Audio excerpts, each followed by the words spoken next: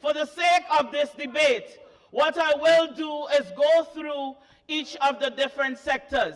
We are going to start with culture. And let me tell you, if there is anybody in this house who has an authority to speak on culture, it would be me. I have been in that industry from childhood.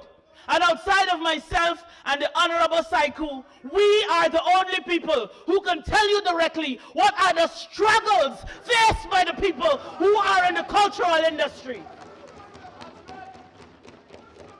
Honorable Speaker, Mr. Speaker, let me tell you, as it relates to culture, youth, and sport, unfortunately, because the government does not see youth as important, they have gotten one of the smallest budgets allocated to any ministry. And I was so concerned when I looked at the $8 billion that they were given last year, and this year they had to reduce that to $6 billion.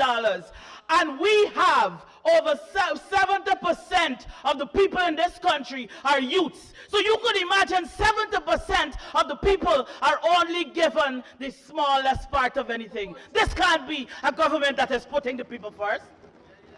Which people? Who? Certainly not the people who are involved in youth sport and culture.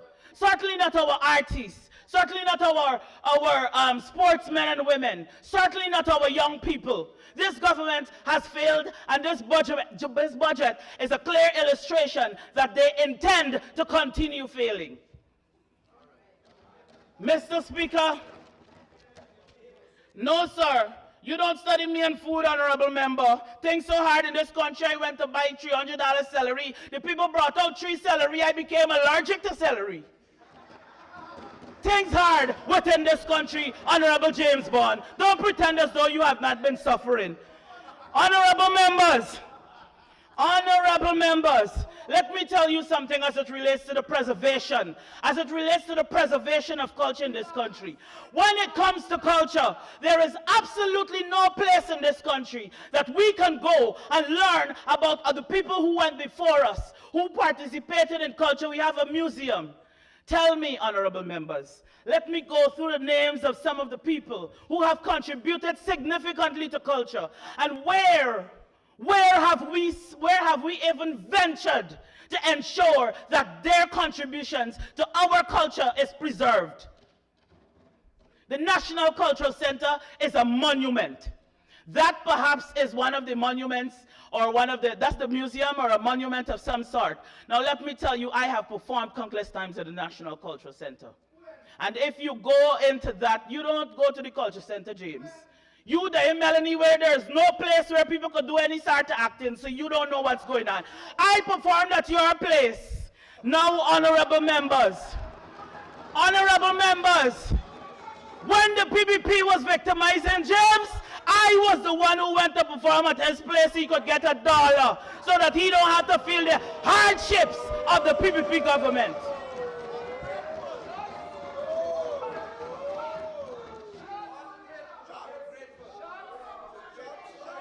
When ingratitude was sharing, that honorable member got the lion's share. He did not pay me. He didn't have money. I was helping him. Now let me tell you, honorable member, let us go to that list that I just mentioned. We have names like the Mighty Rebel. How many young people you could go into a school and tell them about Rebel and they could tell you who the Mighty Rebel is? How many young people could tell us about Henry Rodney's contribution to theater as well as to the culture? Habib Khan has been one of the most outstanding comedians in this country. That man loved the art so much that he dropped out of law school and went ahead and pursued his career in stand-up comedy. Honorable members, I stand before you, and it pains my heart to tell you that both Henry Rodney and Mr. Habib Khan died paupers in this country. And I'm not saying that to discredit those people or their families, but to let you understand that as an artist, what the government is promoting is poverty. You cannot tell me that that poverty is what you want for your own people. As an artist, we have the Honorable Saiku here with us. He could tell you how much the government contributed to his craft. Tell us, you want some time, think? Nothing. He said nothing. They have not contributed anything. Because you know why? The honorable member's idea of promoting culture is having a one Guyana show 1 and 2 times a year. Our culture cannot be something that you just do 1 and 2 times. That is not how it works, honorable member. Our culture should be preserved. Oh, for the sake of prosperity, we should do better.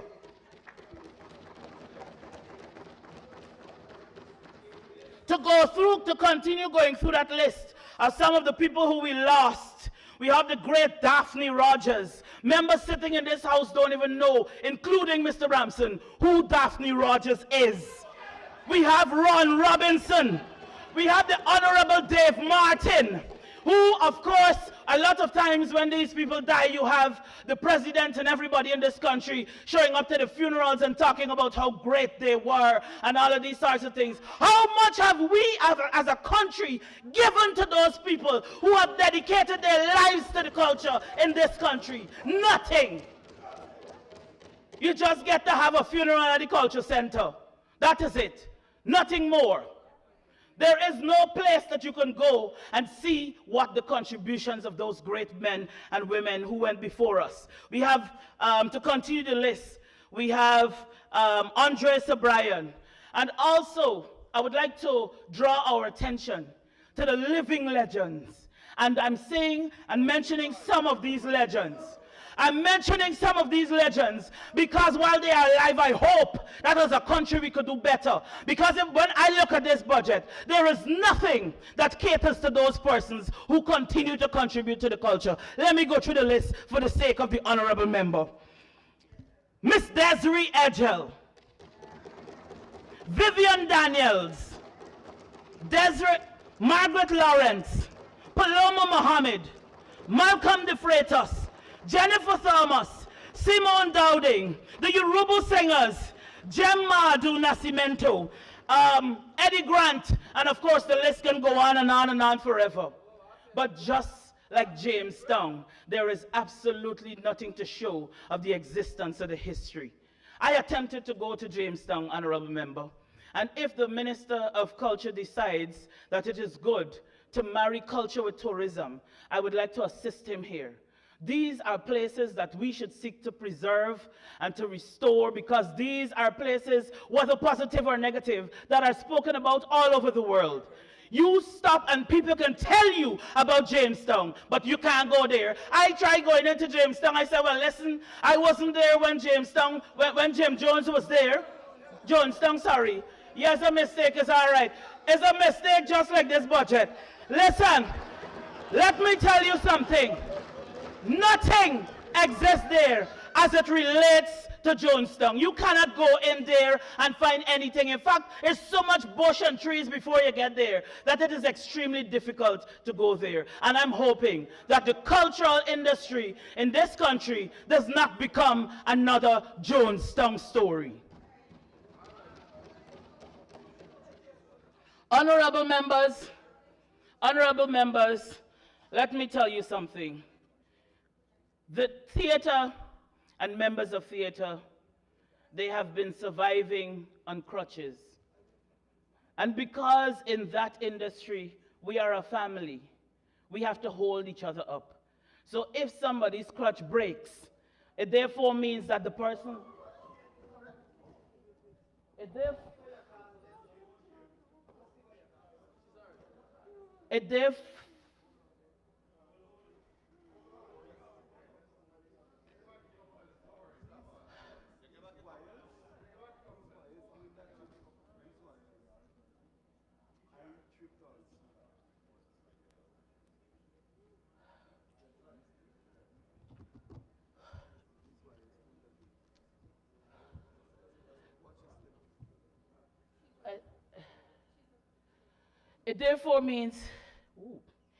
therefore means that culture is suffering and continues to suffer. I particularly went through what we have to offer. And let me tell you what are some of the things that I see missing. Before Mr. Ramson, during the time of his honorable colleague, we had Drama Festival. And let me tell you this here today, honorable members. Drama Festival is not just a festival where people come together and write scripts and they perform. Drama Festival is one of the ways that help to save the culture. Because very many people would like to put on a show at the cultural center. And people ask why there aren't very many shows at the cultural center. Outside of the fact that the minister is micromanaging the entire cultural center, one of the reasons is because it is extremely expensive. And when you go to the business community, they don't really do much for you unless you're extremely popular and you know somebody who can help you because of you.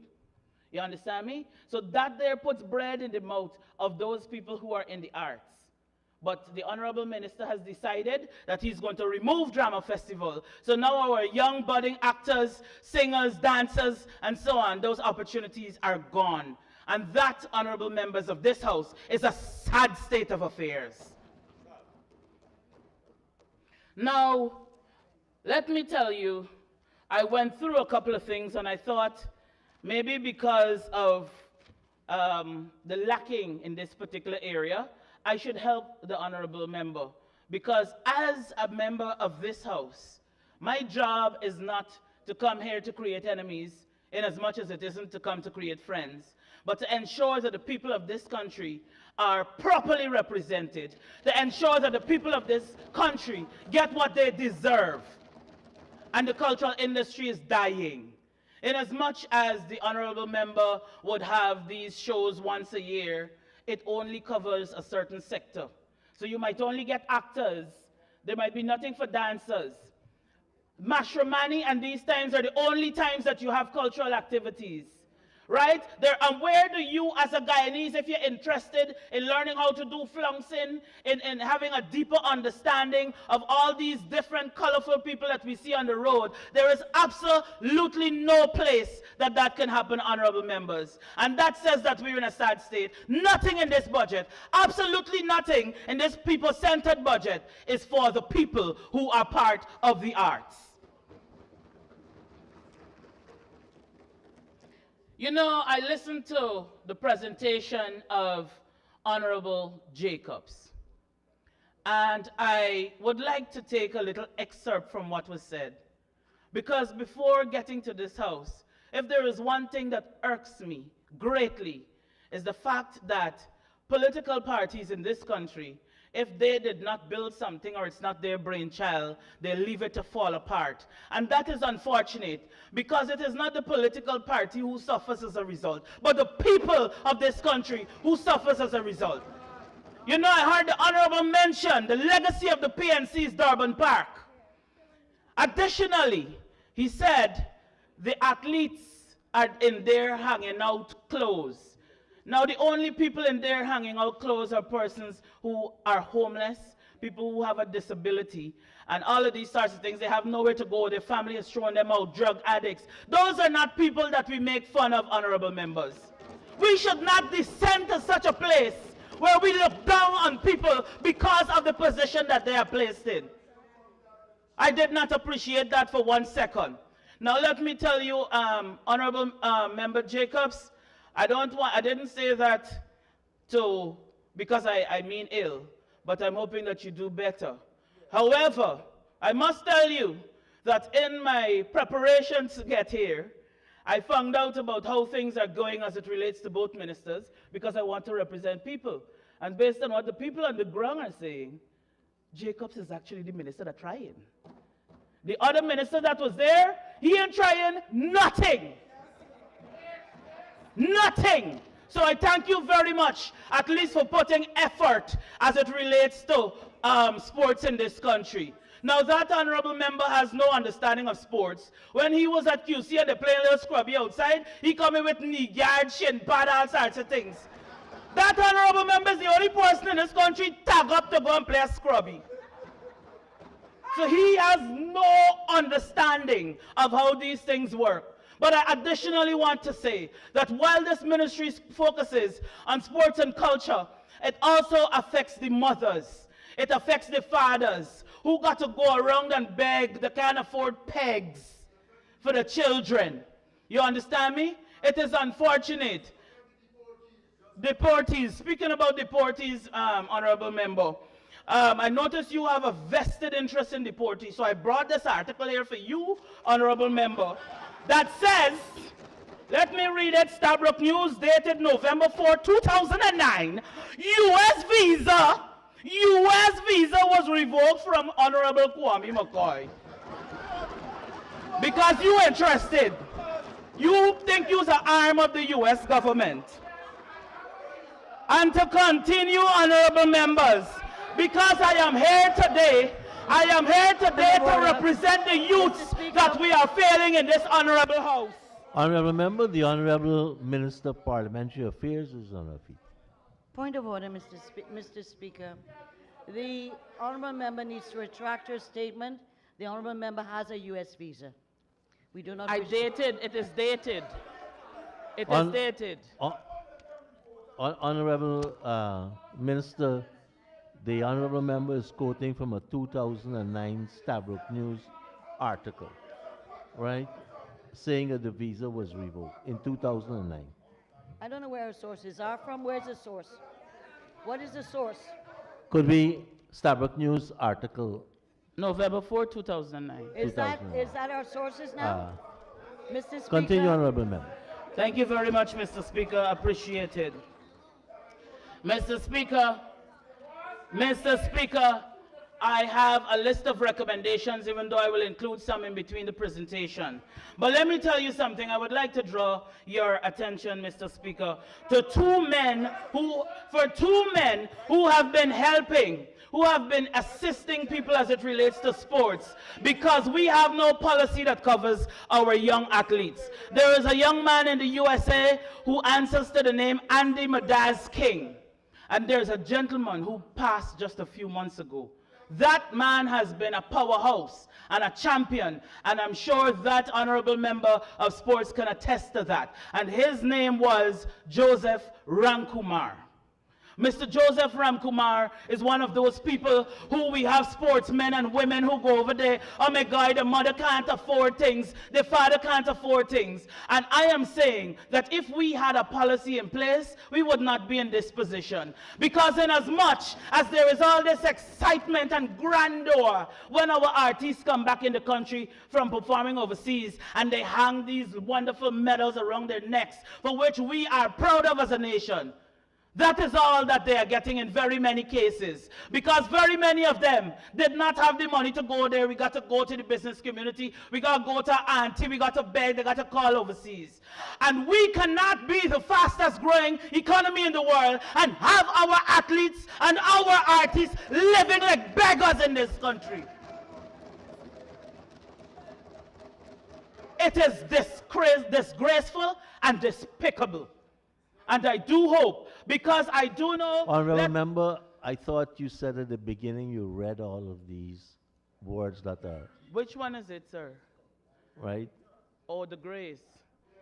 Sorry, sir. Amazing grace. Amazing grace. Thank you very much, Mr. Speaker. My humble apologies. It's a lot of words, and we were only given it on the first day. I'm trying to remember as much as I could. To continue, I remember your visa was taken. To continue, honorable members, one of the things that we have to look at, honorable members, is our coaches. Oh my God, we have coaches who dedicate their lives to the children in this country. You understand me? When they don't have the coaches go out of their way. I have never met a wealthy coach in my life in this country. Never.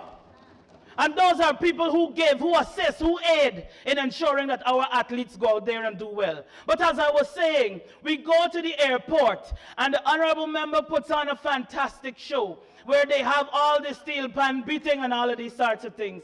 Oh my God, if we had a policy in place, it would have informed what those people will be getting. If you come home with a gold medal, if you can get a house lot, or if you can get a house, or if we can give you a car. But there is nothing that informs that. So when that grandeur is finished for that one day, it is finished. That cannot be acceptable by any stretch of the imagination.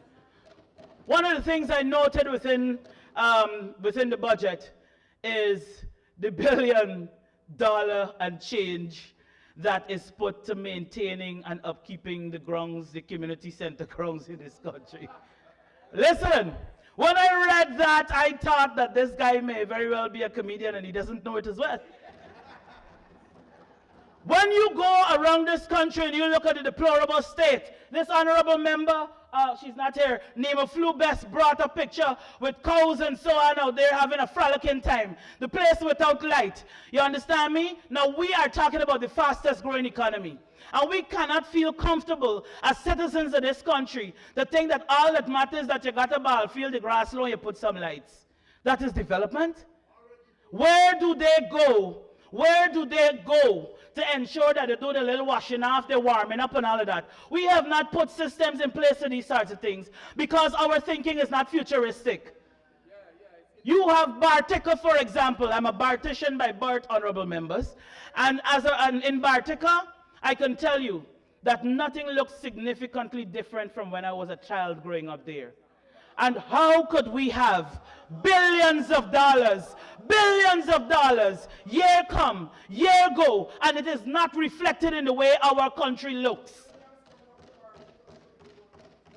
Nobody's saying that we don't appreciate, nobody's saying that we don't appreciate the work that the ministry is doing. But we would appreciate greatly if it is done with holistic thought that covers everything. We have the beautiful synthetic ground across there.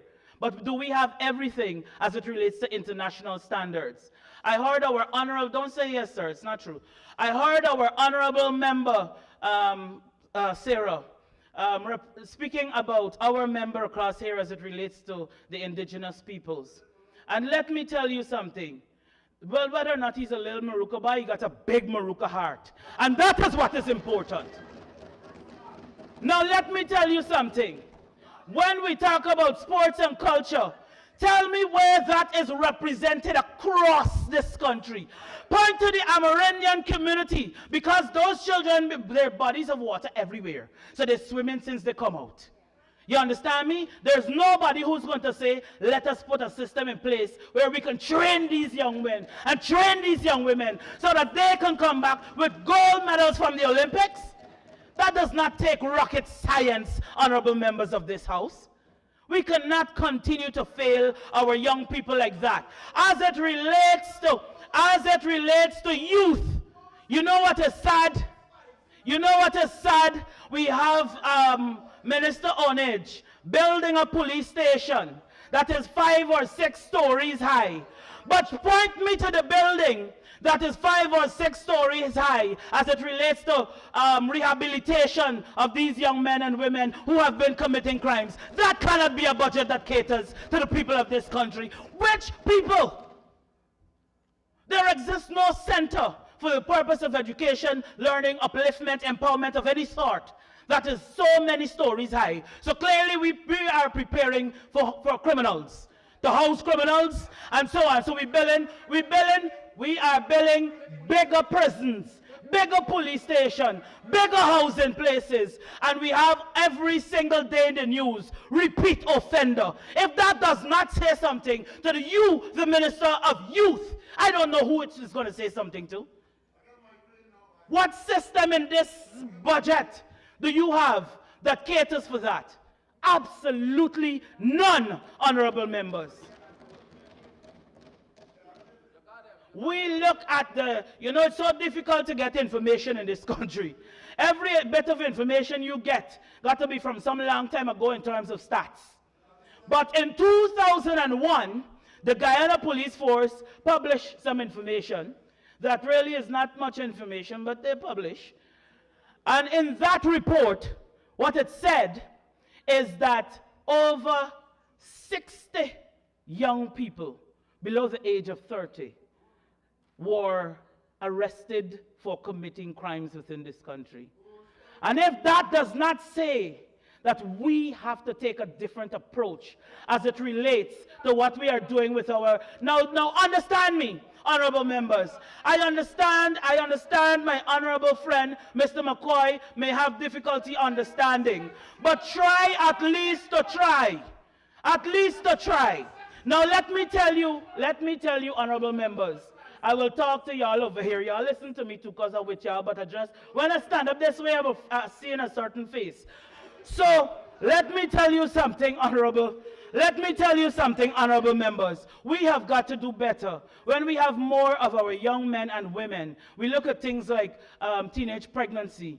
We look at things like school dropouts. I live in an area where I've reported, I've called, and there's been one time that I did reach out to the honorable member, Vindhya Prasad, and I cannot lie, she did respond promptly, and I applaud her for that. There was a young mother and her child that came in the wee hours of the night with a situation. And I don't know what the minister doing up at that hour. I was very happy that she was up, but she did what she had to do. But these people, even though those specific situations may come under that ministry, we're still talking about young people. And who's the minister that's covering youth? This cannot be the way that we continue to operate within this country. Right, but he is not able to direct because we have another person there who wants to have his own way all the time. Now, if I may continue, honorable members, because with all of this distraction, it's so difficult to keep up. Let me tell you what I have done. Honorable member, you may continue for 5 minutes, but conclude. Yes, what story is this? Thank you very much, Mr. Speaker. Now, you know, when I look at the budget, honorable members, it took me back to the saying right now that a lot of people are using. You know, I wanted to ask the honorable Ramson how you deal with Rasta, sir. You don't give we nothing. You don't do nothing for our young people within this country, and it is unfortunate. Now, what I have put together is a list of suggestions. Unfortunately, in the interest of time, I may not be able to go through all of them, but let me go through a couple of them. One of the things I listed here is to teach Guyanese history, folklore, and so on within our schools. And I do believe that that is one of the things that our ministry needs to ensure that they do. To look at local language, proverbs, storytelling, and our heroes and so on should be included in our education system. I do believe that those things help not only with ensuring that our culture is preserved, but also to help people to have some sense of identity in terms of who we are as a people. As well as grants should be given for short films, stage plays, documentaries, dancing, painters, writers, and so forth. Those are people who are starving for help within the industry. As well as tax incentives or breaks for artists who produce local content within Guyana. Most important and urgent, of course, is putting together the policy. I do remember that in 2016, APNU had this guy who was supposed to create the policy. And the policy is, well, there's no policy. And then the PPP took that same guy to create the policy. And here we are in 2026 with no policy. So we definitely need to look to having those things in place. As well as it relates to sports, to look at giving incentives to our coaches, to ensure that across this country, be it Berbice, Bartica, Essequibo, Lethem, wherever it is, that sporting coaches are trained and are placed within those communities. Georgetown, our Region 4, is not Guyana. Guyana extends to an additional 9 regions, and that needs to be represented and replicated everywhere. Additionally, the coaches, do something for the coaches now. Roll Charles, thank you. So additionally, I'm trying to ensure that I have everything. As it relates to statistics and the data and so on, I think it's important that we get those things out there as well so that we can understand how to fix the problem. We cannot fix a problem that we do not know how much of it exists, where it exists, and so forth. So those sorts of analytical data is very, very important. I'm really trying to rush through all that I have to say. But more importantly, as a Guyanese and as a citizen of this country, 2 more minutes. As a Guyanese, as a citizen of this country, I think that it is the onus of us, as representatives of the people, regardless of how many people voted for us or did not vote for us, love us or support us, if we are seated here within this house, it is because the people have a certain degree of confidence in us. And that confidence must be represented in what we give to our people. We cannot, it is sad that in very many ways people say, oh, this politics or this is how politicians stay. I do not appreciate that for 1 second. How politicians should stay is in the way that caters to love for country and love for people. In concluding, I would like to leave a little something that I picked up along the way. So to conclude, I will leave some of my thoughts as well as some of the thoughts from our honorable member, Charles Ramson, as it relates to this budget and how it looks and how it represents the people and whether or not the budget of 2026 is for the people. And that is, when failures come, they come in battalions. Thank you, members of Parliament. Thank you very, very much, Honorable Member, Ms. Odessa Primus. Before I invite the Honorable Minister, Culture, Youth and Sport, I just want to recognize 3 special young people, Ms. Aria Murley, Ms. Javel Atterley, and Master Obama Prosper. Just stand, let us acknowledge you. Please. Two of those young people I know all of their lives. And young Obama, his grandmother and I are grow much, and he's born in the same street I was born with me, at James and Hawk Street, Alboystown. Thank you very much. Honorable Minister of Culture, Youth and Sport, Honorable Charles Ramson.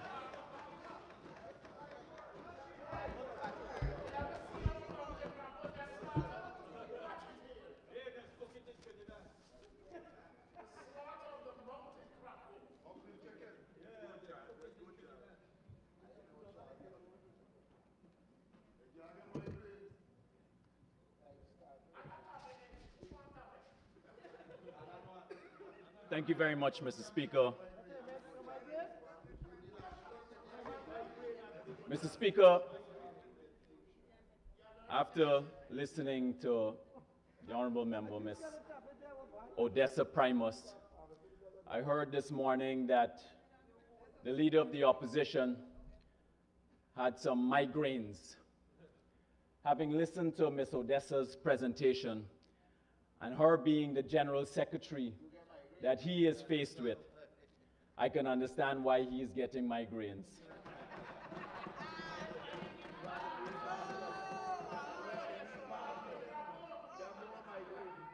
Mr. Speaker, as a 3-time MP, as a 2-time minister, as a 2-time cabinet member, I am very pleased, and it's a privilege to support the largest budget in this country's history. And I also want to take the opportunity to congratulate the Honorable Minister Ashni Singh and his team at the Ministry of Finance, His Excellency President Irfan Ali, and the Vice President for crafting this budget, and for all of the successes that we've had. Because this is not an ordinary budget, Mr. Speaker.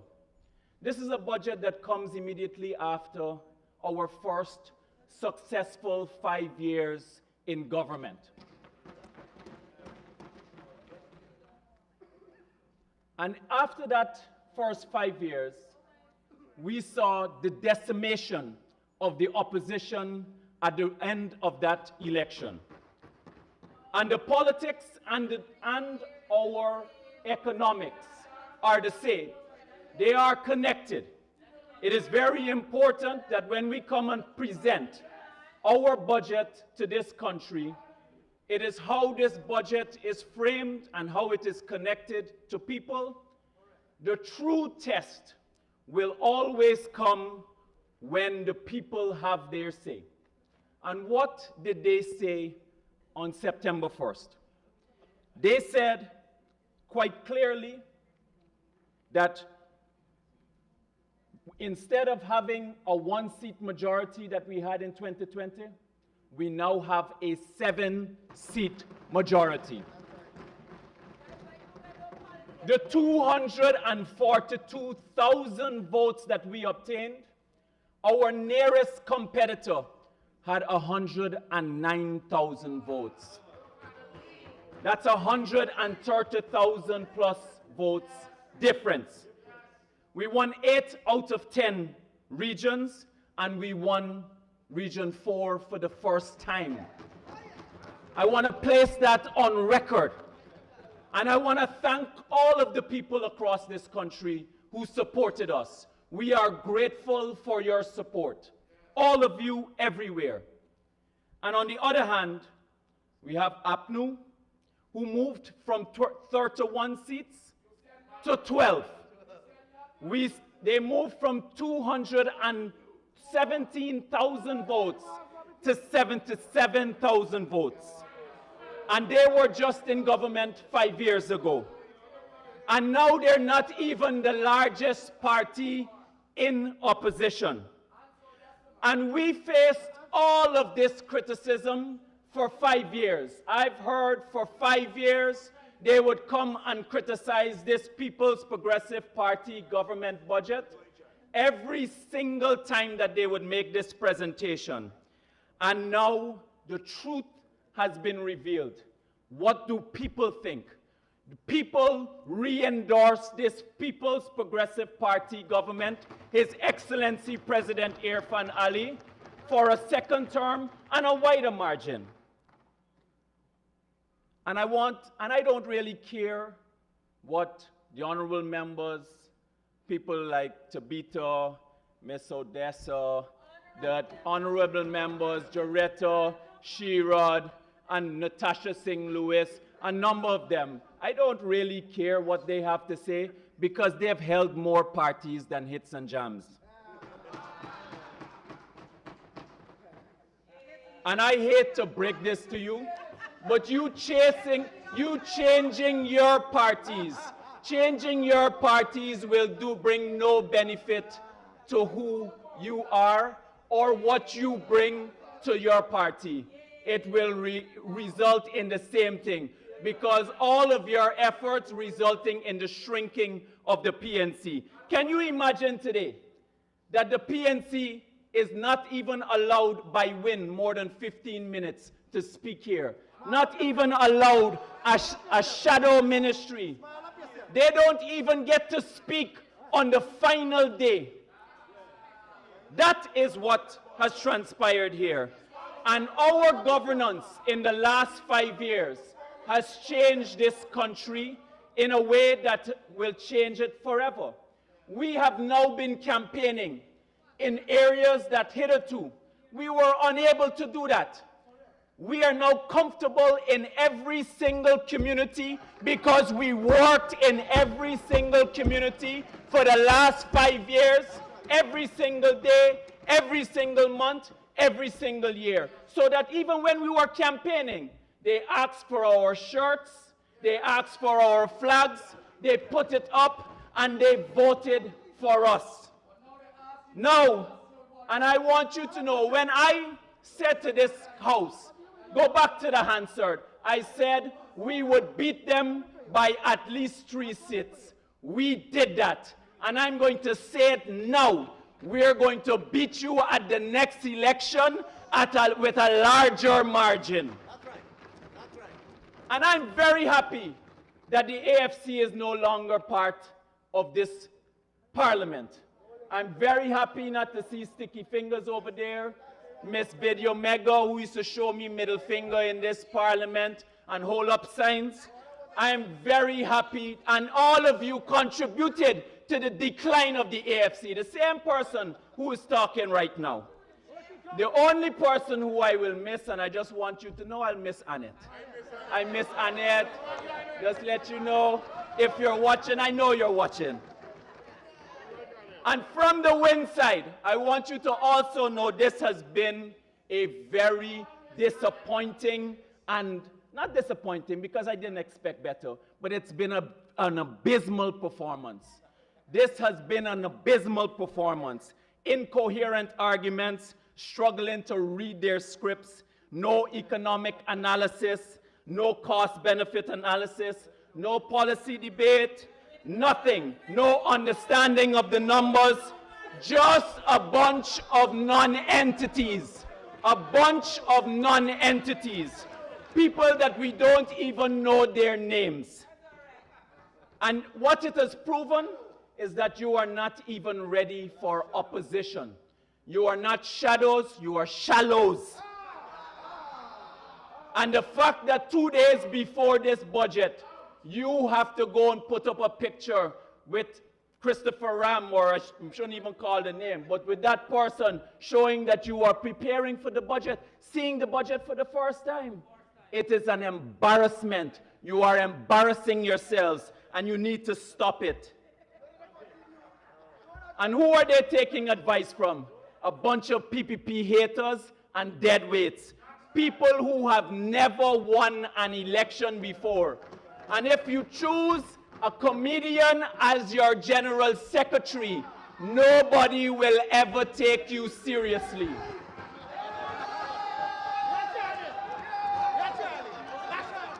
And I want you to know something as well. Not because you have been a comedian, it makes you an expert in culture.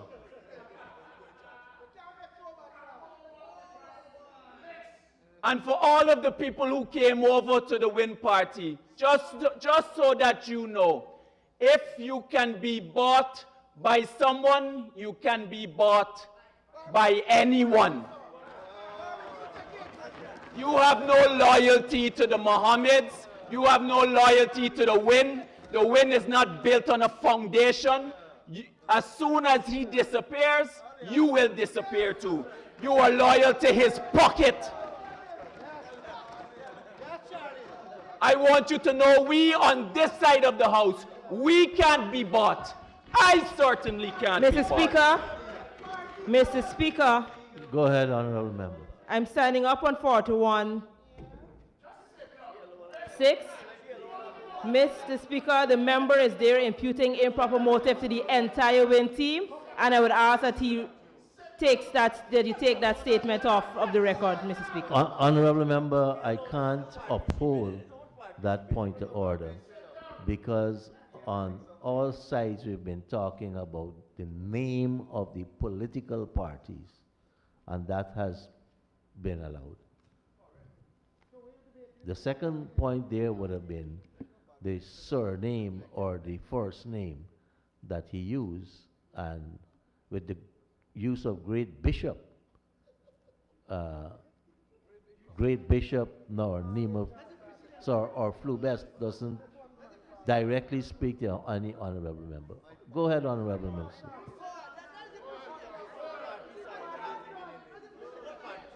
Yet another display of incompetence and unfamiliarity with the rules.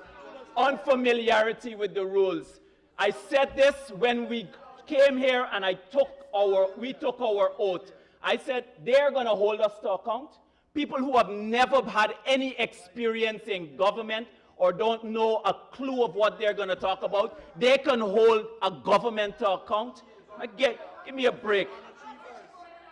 Non-entities and non-achievers.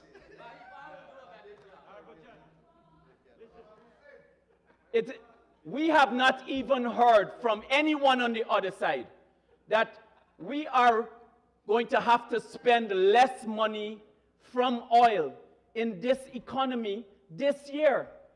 No one from their side has mentioned that. And it's very important. When we're talking about the development of a country, we know that we found oil here in this country in 2015. We started to produce in 2019, 2020. We started to spend oil money in this economy 2022, 2023. Countries that have done well have had the maturity from an opposition so that you can have sensible discussions about how you plan for the future. You cannot have a sensible discussion with this group. None whatsoever. They haven't even mentioned that. All they're talking about is how you can spend more oil money, but at the same time they want us to hold back spending on infrastructure. How is the country going to develop? How is the country going to develop? You have to make a decision. Do we want to develop the country or not? Do we want to live in a developed country or not? How are you going to make the investment? And that lower oil revenue is just an example of what can come in the future. Because the fact is that commodity prices are cyclical in nature. All oil economies have been affected. They have been affected when they have had lower oil prices. And I want to just point to the fact that the way that we have been managing it is that where we spend on the capital expenditure, it means that we have the ability to lower that lever. Lower that lever if we need to, so you can scale it up back during the good days. But the fact is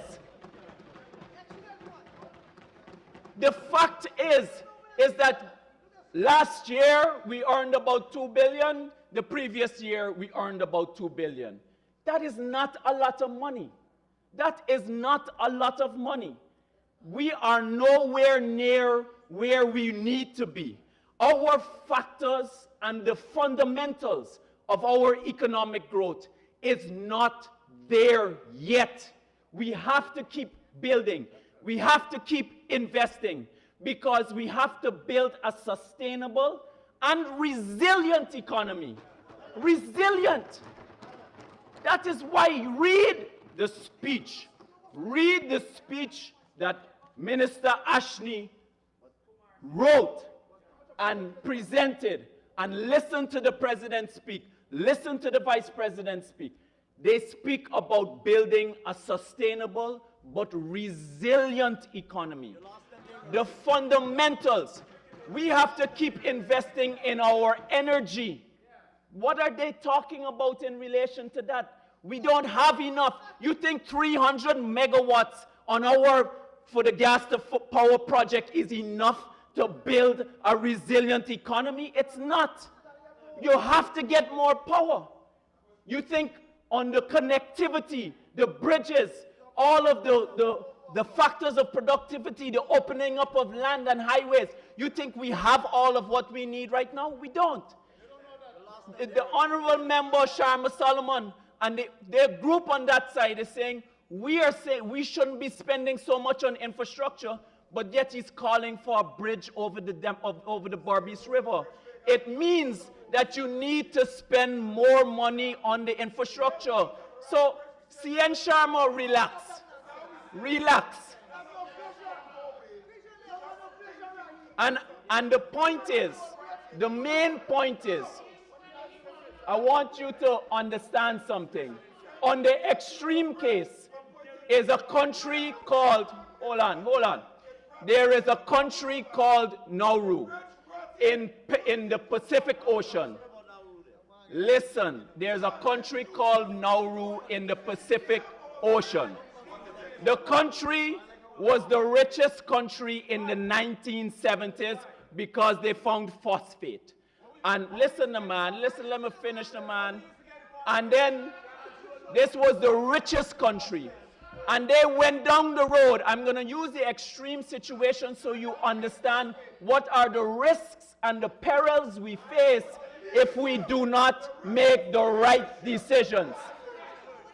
They were the richest country in the 1970s, had a higher GDP per capita than the United States of America in the 1970s. They used to walk around with money in pillowcases on their back.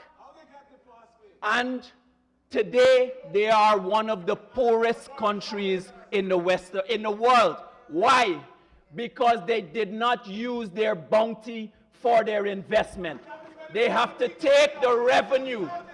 God blessed us. God blessed us. We have to take the revenue and we use it towards investment. And the resilient investment is our human capital, yes? Read the book, The Birth of Plenty, and also read the book, A Splendid Exchange, both written by William Bernstein.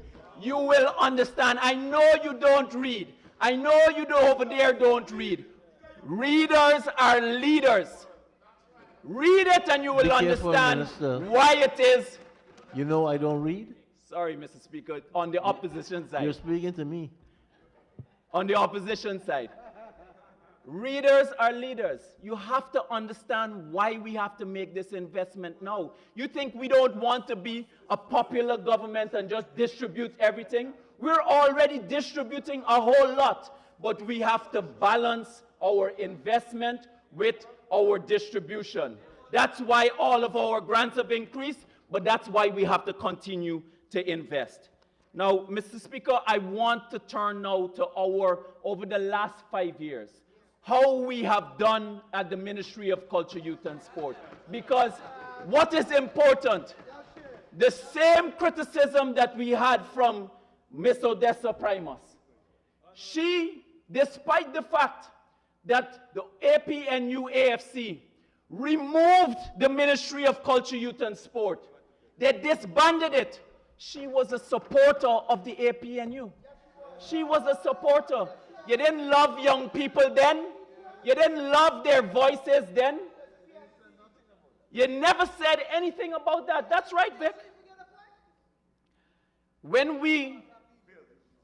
I want everybody to understand, when we restored this ministry, it was because we knew at the level of the People's Progressive Party, we knew how important this ministry was then and that it is now. It must have a say at the level of the cabinet. And because of that too, I want to welcome Stephen. I want to also welcome James. And I also want to acknowledge the hard work. Another MP, the Director of Youth. I will take a Suresh Singh over all of y'all combined on my team. All of y'all combined. We undertook the responsibility of building 5 stadiums, and those are huge undertakings. In fact, and all of those stadiums will be open this year. And I want to be clear, the first one is happening on Saturday. It is going to be a huge event, and it's beautiful. It is a really, really beautiful facility. There are very few countries in Bayrock in Linden, after they lied to the people. Sharma, Solomon, honorable member, and all of the other PNC people, they lied to the people in Linden, or they told falsehood. You reminded us this is the start of your 2nd term as a minister, and you were here before. I withdraw the word. I withdraw the word lie, and I say they misinformed. They misinformed to say that the track would be finished in 2018 or 2019 or 2020, and they never even purchased the synthetic material. Take that to your bank and bank it. And you were the mayor. You were the mayor. You are also responsible for wind coming and take over Linden.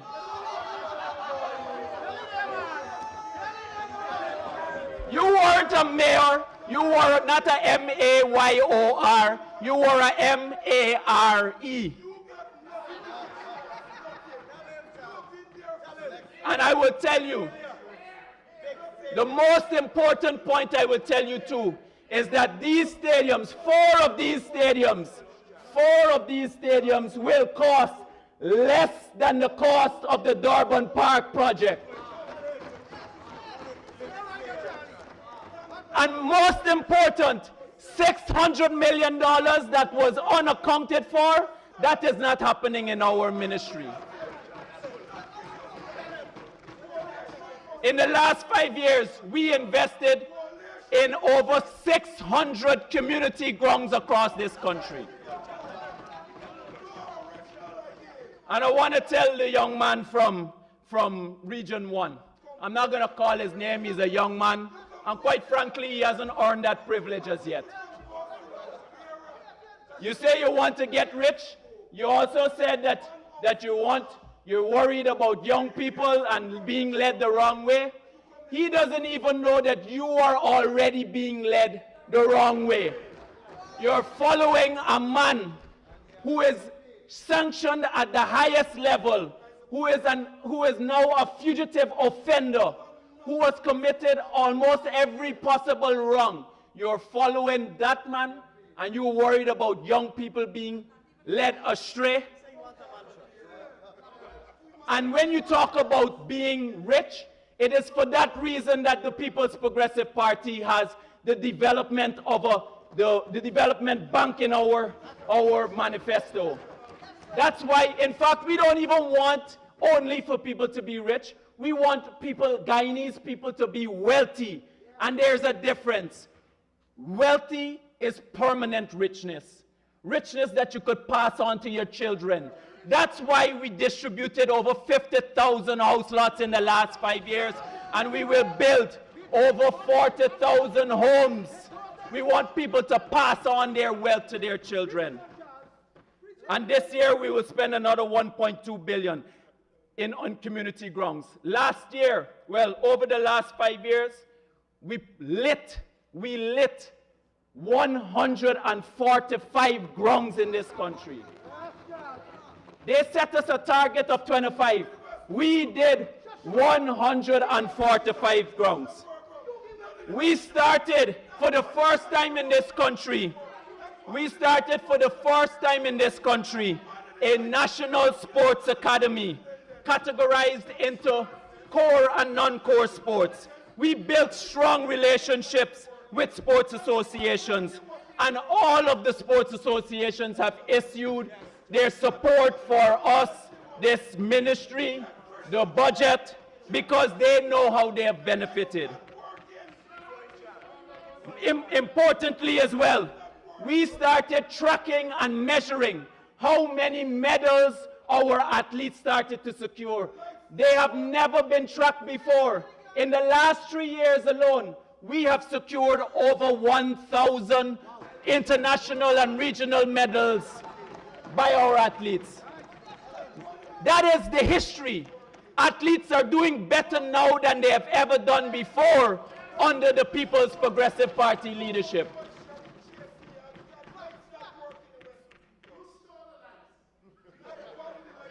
We modernized the sports hall. In 2024, I want people to know this, in 2024, we held 29 international sporting events in this country, and last year it was 33. They don't even understand how difficult that is. And I want to thank all of the members from the ministry who are here. Thank you very much. To do 33 international sporting events in a country, that is more than one every other week. More than one every other week. That is driving tourism into our country.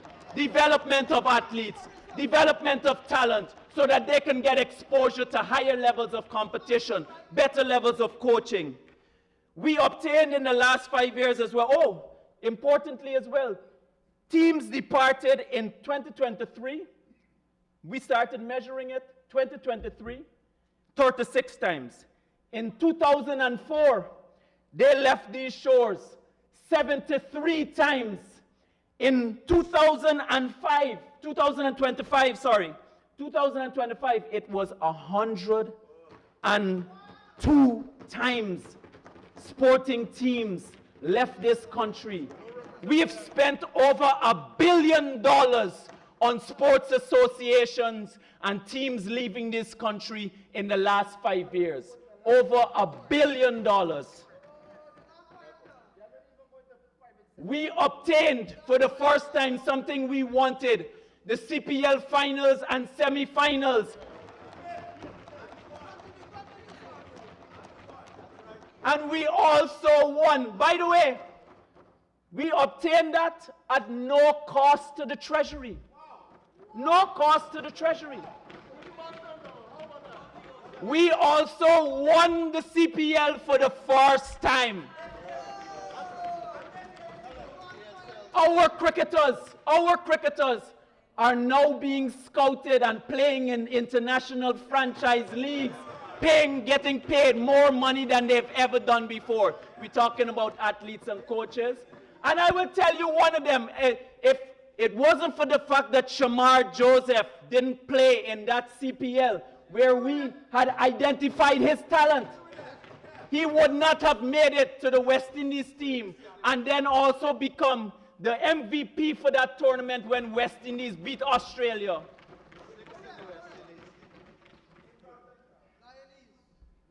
We also hosted 2 World Cups, 2 cricket World Cups, and in the last one, we were judged the best host, most organized.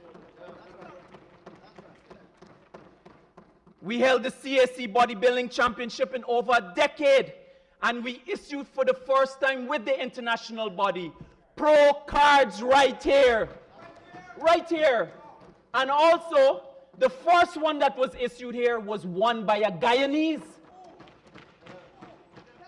And since then, 7 pro cards have been issued, and we now have a world champion in Rosanna Fong. Someone who we identified early and invested in and supported so that she can become the world champion. Now, because of our bilateral relationships with our ambassadors in other countries, we were able to get our elite program going, including last year we had Olympic gold medal winner, Felix Sanchez, come and coach our athletes here. Hall of Famer came to this country. We never even thought that could happen. Hakeem Elijah won. And we did, again, no cost to the ministry, no cost to the government. Our football team is now, or was, in the League A for CONCACAF. It was in League A for the CONCACAF, which was the first time ever, the highest level that we've ever been. We're talking about it. We've had 15,000 participants in the Learn to Swim program, including persons with disabilities. 15,000 persons. And I want to commend Steve and all the team from the National Sports Commission. We constructed for the first time and is now the best doubles court in the entire region for squash. We got elected at the in Paris for the UNESCO Fund for the elimination of doping in sport. We held sports conferences for the first time, and just last year we had our first black tie gala for our sports awards. We reintroduced the Guyana Games, the Inter-Guyana Games, which the APNU AFC killed. They killed it. We passed 2 pieces of legislation, including the much desired Horse Racing Authority Act. We completed the draft for the sports policy, and it will be approved by Cabinet this year. We obtained approval and held the Guyana's Global Super League. The Global Super League, which was something that totally organic to us, and it's now a successful tournament. We distributed more gears in this country's history. We have done more distribution of sports gears than we have ever had in this country's history. Yes, people will always want more, and it's important for us to do more. Honorable Minister, the distribution of time says you'll need 5 minutes to conclude, so you have that. There is a lot more that I could speak about for sport, but I also want to speak about culture because the honorable member spoke about some things, but I also need to speak about some of the work that we've been doing. The Guyana Prize for Literature, after APNU AFC abandoned it, stopped funding it, same group of people that the honorable member cares so much said nothing for 5 years when APNU was in power. We restored it, Mr. Speaker. And we added new categories. Now it's being held annually. We added a youth category and a non-fiction category. We also turned that into a literature festival, a build-out of an entire festival. That is what we are doing for culture. We sat with the drama folks. She spoke about the drama festival. In 2023, up until 10 o'clock at night, we sat with the drama folks and we worked with them on the Right to Stage initiative, where the government funds their drama plays. And out of that, we choose those plays come from the Guyana Prize for Literature. And we fund that, and all of the revenue is kept for them. Since then, we have held 9 successful, critically acclaimed plays. The same ICA that we left, that Dr. Frank started, honorable member, when he left in 2014, they did nothing to get that ICA, the Institute of Creative Arts, accredited. They did nothing. In fact, the honorable member, Natasha Singh Lewis, said it couldn't be done. It couldn't be done right here in this parliament. We got that registered with the National Accreditation Council. We took our independence flag raising ceremony all across this country for the first time. We did it in Region 2, Region 9, Region 10, Region 6, and it was a huge success. APNU criticized it. We did and our cultural performances are now totally fantastic. It is modernized, it is refreshing, and I would like to thank our Department of Culture for all of the work that they have done. And I also want to thank Andrew Tyndall and the team there, and Alana Sibaran, who has worked on this.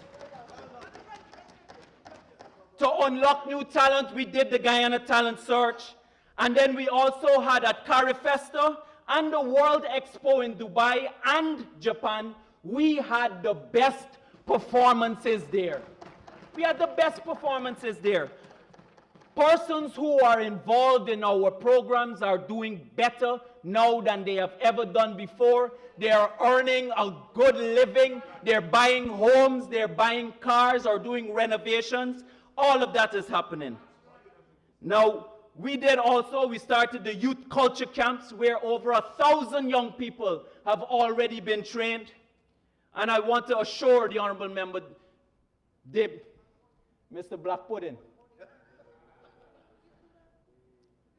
that the IPADG, first of all, that it was the People's Progressive Party that voted to support the International Decade of People of African Descent in 2013. It was also the People's Progressive Party that voted to extend the decade for the people of African descent. And we have also extended our support. We have also extended our support where the 100 million will remain in our budget for the people of African descent, and hundreds of groups have already obtained funding, direct funding.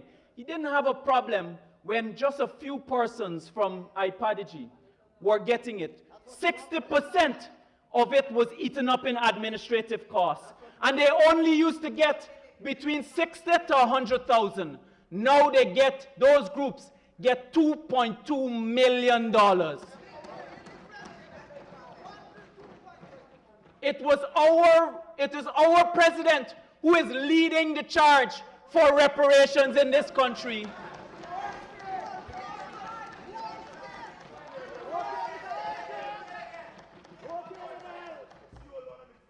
Remind me, what did former President David Granger do for reparations? It was President Ali that has led the charge and is doing it globally, but you don't like it because he comes from the People's Progressive Party.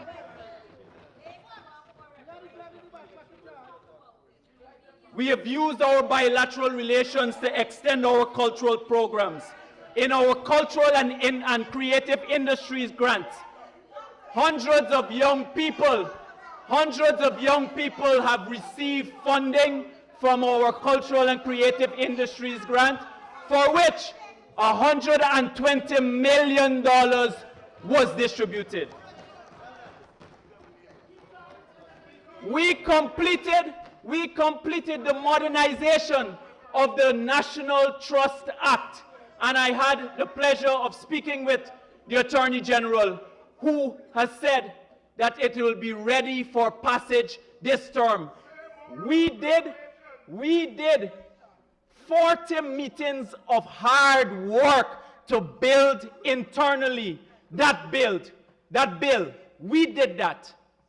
That bill is now ready. That will help us with the preservation of our culture and our heritage. Honorable Minister, you will have to wind up. Mr. Speaker, for young people in this country too, I want to congratulate our youth department. In the last 5 years, we have trained from PYARG that APNU killed, over 15,000 young people trained in that program. From our robotics and coding, we trained close to 8,500 young people.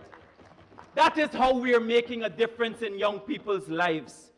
In our VAX program, we have engaged over 100,000 young people because we are focused on community-oriented work. Over 100,000 in the last 5 years.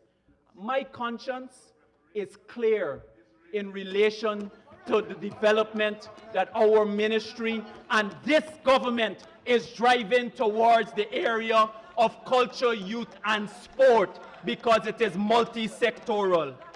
It is a great privilege and a great pleasure. I can speak for a long time ad nauseum about all of the tremendous work that we have been doing in the last 5 years. But you will have another long 5 years when we remain in this government, and a long 30 years after that, because we will continue to work with all of the people in this country to bring development and to make this country one of the most prosperous countries in the world, and for all Guyanese to benefit. Thank you very much, Mr. Speaker.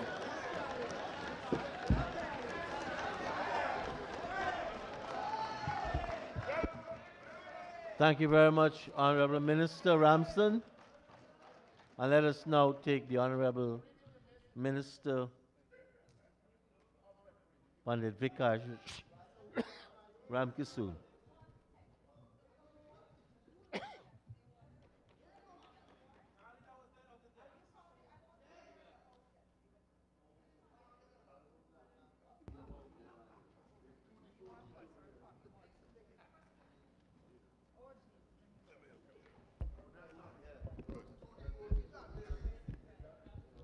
Thank you very much, Mr. Speaker.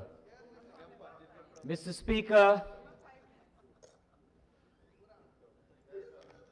now, sir, the honor is now mine to make my contributions on this ongoing budget debate for the fiscal year 2026 under the theme, Putting People First. Sir, before I substantively argue in favor of this budget, I wish to first of all thank our most distinguished and our most veteran colleague, the Honorable Dr. Ashni Kumar Singh, Senior Minister with responsibilities of finance in the Office of the President, for continuously making us proud with your team your staff members from the Ministry of Finance, and of course, all the other members of the public service. Mr. Speaker, this $1.558 trillion budget, the sole objective of these allocations is to improve the lives of every Guyanese citizen. Mr. Speaker, as one of the geographic members of Parliament from Region Number 3, representing the people of Region 3 from the People's Progressive Party Civic, I, along with all my other colleagues on this side of the House, and by extension the Guyanese people, would first of all like to thank Dr. Bharat Jagdeo, our General Secretary of the People's Progressive Party Civic, for his dynamic, for his impactful leadership, which has significantly, sir, shaped this very great nation of ours for decades. Mr. Speaker, every policy elucidated in this budget is aimed, sir, for the people, because at the center of every initiative that the People's Progressive Party Civic is involved in, it lies the people of this country. Mr. Speaker, as a resident of Region 3, like myself, many, almost all, if not every Guyanese citizen knows the difficulties that we had encountered with the old Demerara River Bridge. Because for hours sometimes, because of lack of proper infrastructure, we spent hours in traffic, difficulties we had. And this government, led by the People's Progressive Party Civic, constructed the new Demerara Harbor Bridge, named the Bharat Jagdeo Demerara River Bridge, sir, because, Mr. Speaker, for us, the people of this country is first. And more importantly, sir, all the bridges are toll-free, because everything that this government does lies the people of this country, sir. Sir, these budgetary allocations are not just numbers that are affixed to programs. But these programs, Mr. Speaker, they were all done in such a way because we have a commitment to the people of this country. The people of this country, sir, voted for the People's Progressive Party Civic continuously because the people of this nation trust the People's Progressive Party Civic.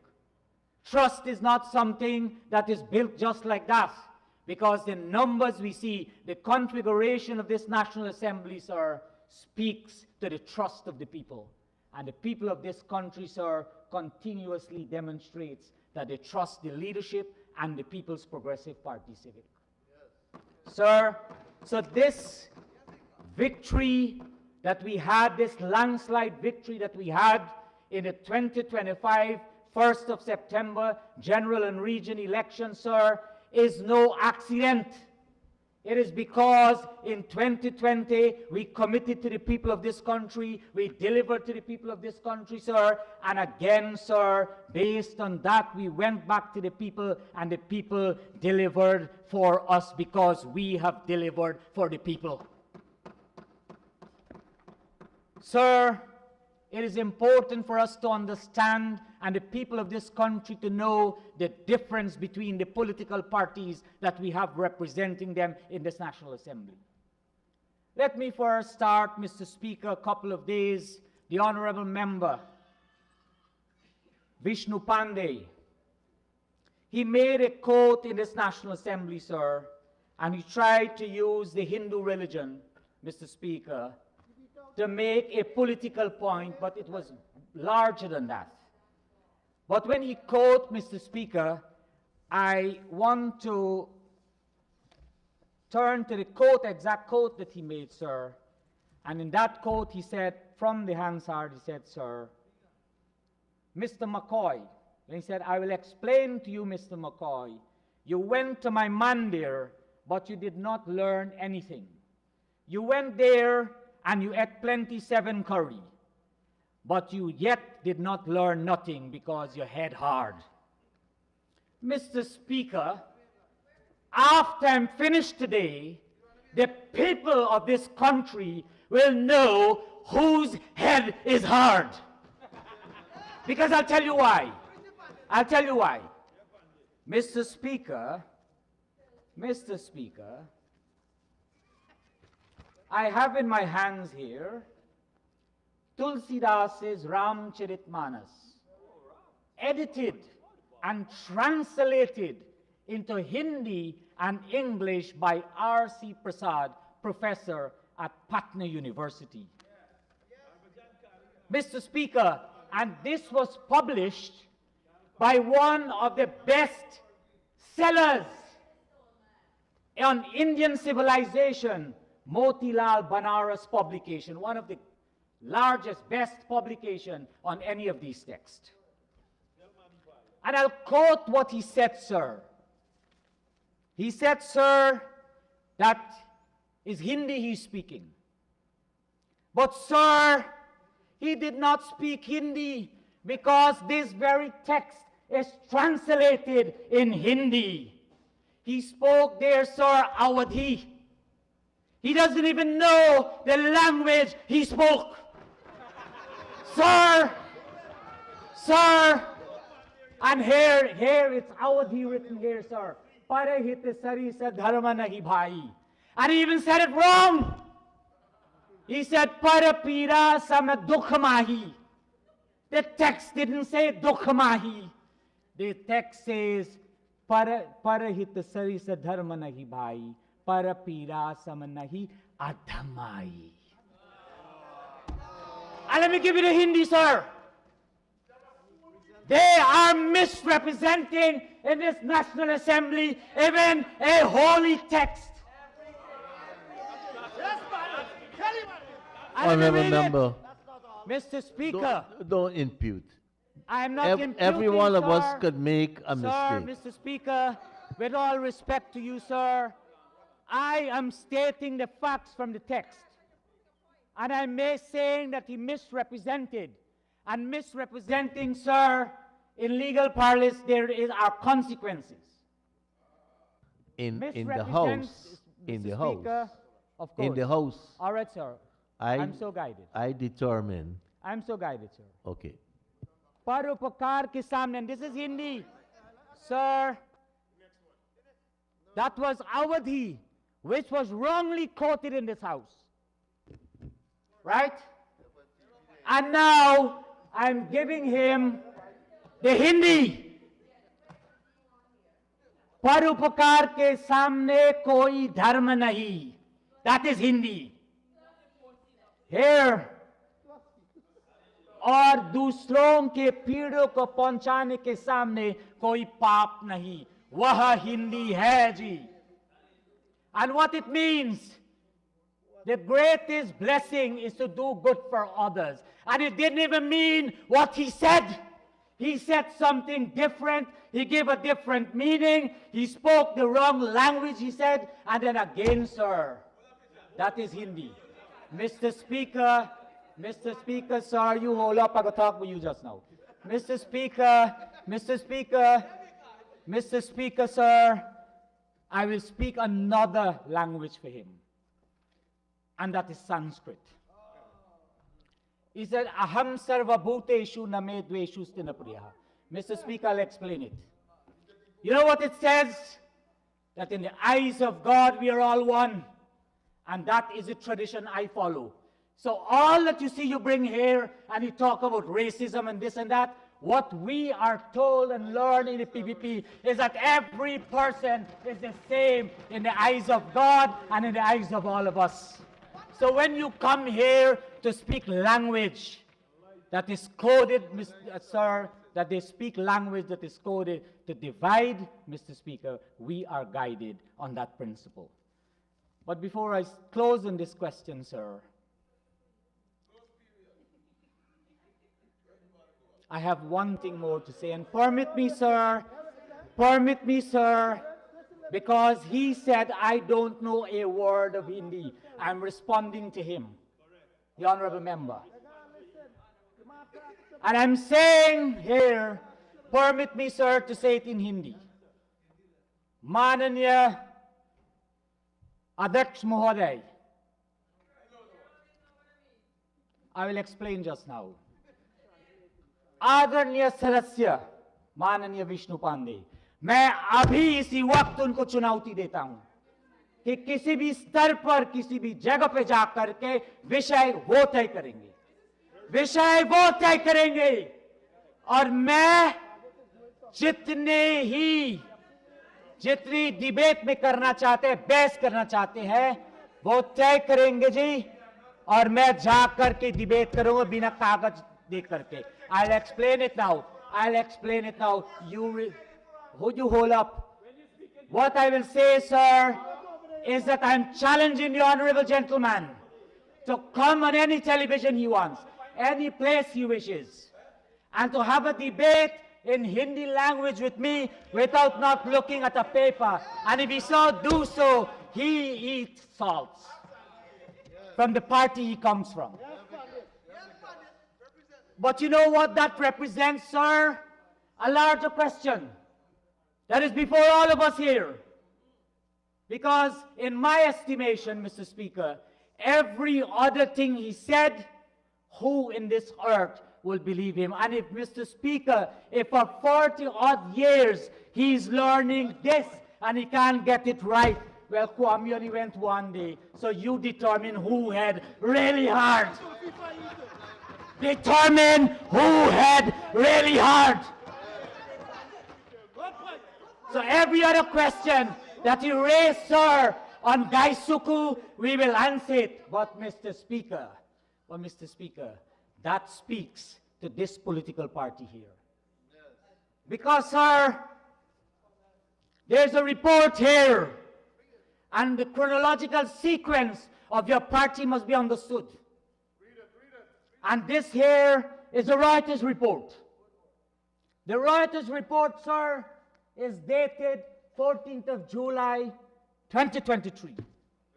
The contents of this report, sir, the standing orders will not permit me to say it, because it deals with serious issues of law.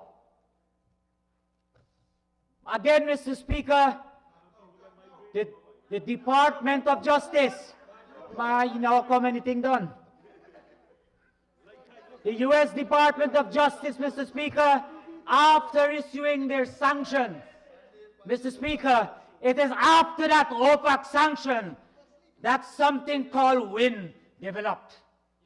Before that, there was no political party, sir. And therefore, the goal got a lot of scholarship. I challenge them over there. And every other member on this team here are fully qualified. Fully qualified. In whichever field we are, hold up the man. Hold up. We are fully qualified. I want you to list to this country, show to this nation the qualifications of your honorable leader. And if you can't present it, UG free. Kwame not the leader of the opposition, but Kwame can present at any time, Mr. Speaker. But you know what? Whatever is his qualification, he do not misinform the people of this nation. He does not misrepresent who he is. And that is the key to all of this. Mr. Speaker, I hear a lot of things being talked about Gaisuku.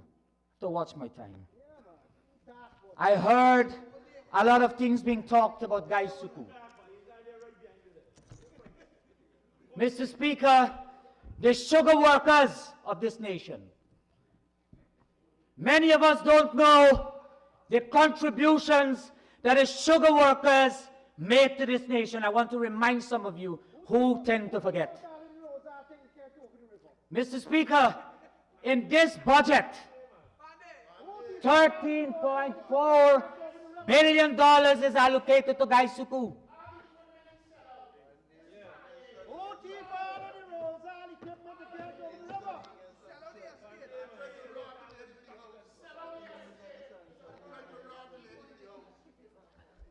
Yeah, Mr. Speaker.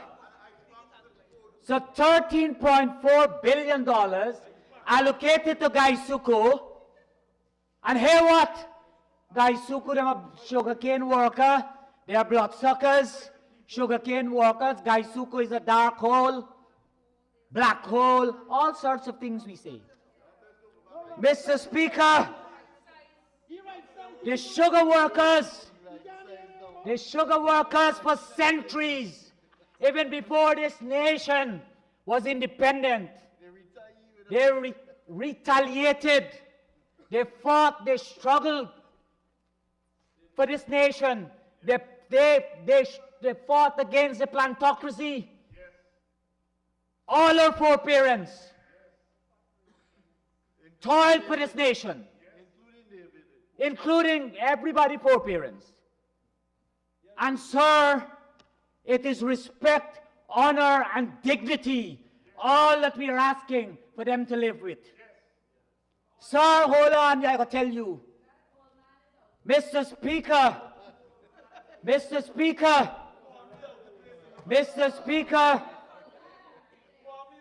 when in 1974, because some of you there like to speak on history, the sugar levy was imposed on the sugar industry. And at that time, the PNC-led administration scooped $475 million away from that industry to build this nation.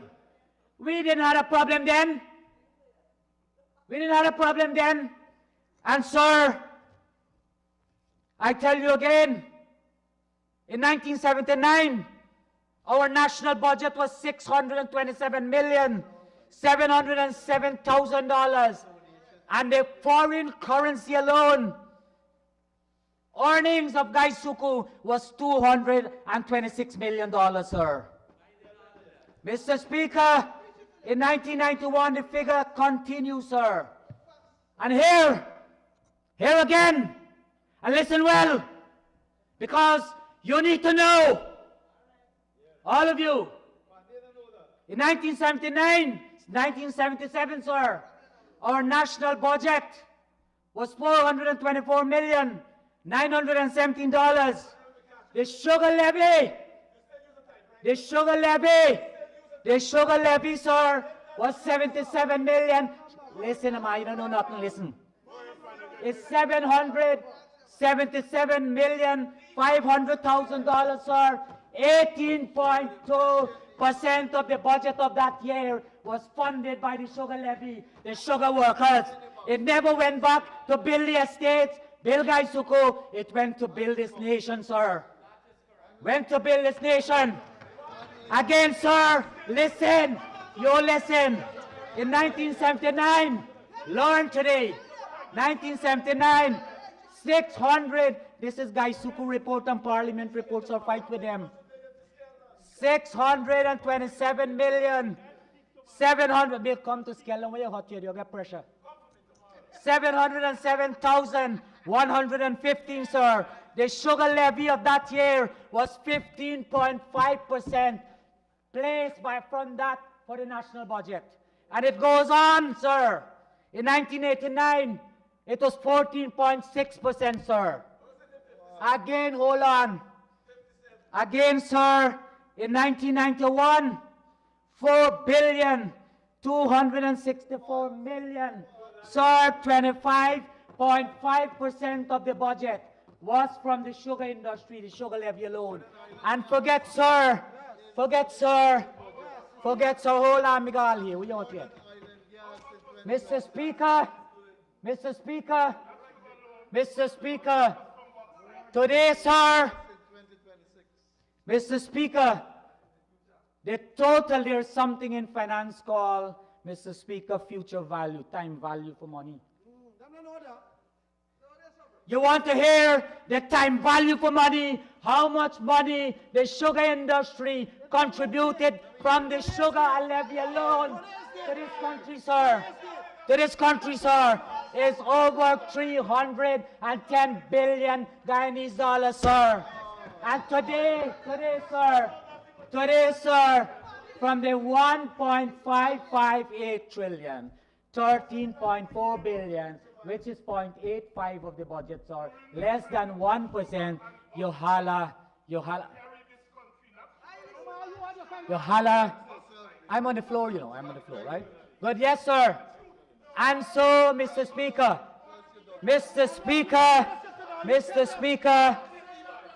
that alone, sir, that alone says the story. And today, the allocation of less than 1% of the budget, sir, is going to Gaisuku, and you hear all these noises. But when the sugar workers toil to build this nation, many of you don't know that. Sir, Mr. Speaker, again, the honorable gentleman might remember the first industry to bring potable water to this nation is Gaisuku. In the 1950s, sir, over 12,000 homes. It was historic and groundbreaking in this nation here, where almost 12,000 homes were given water, free water. Mr. Speaker, the recreational facilities, the pensioners, everything, drainage and irrigation, recreational facilities, health centers, everything, sir. And the largest contributor to the national insurance scheme is Gaisuku. And to date even, I'm not, Mr. Speaker, for not for a moment saying, sir, that the estates and industry should not be viable. But I want to tell you something. Hold up. You had preferential markets for over 50 years. The preferential market existed for over 50 years. So what are you saying? Sir, Mr. Speaker, today, sir, the agriculture industry, sir, is seeing that kind of progress and development, sir, because we are not considering this industry to be private business.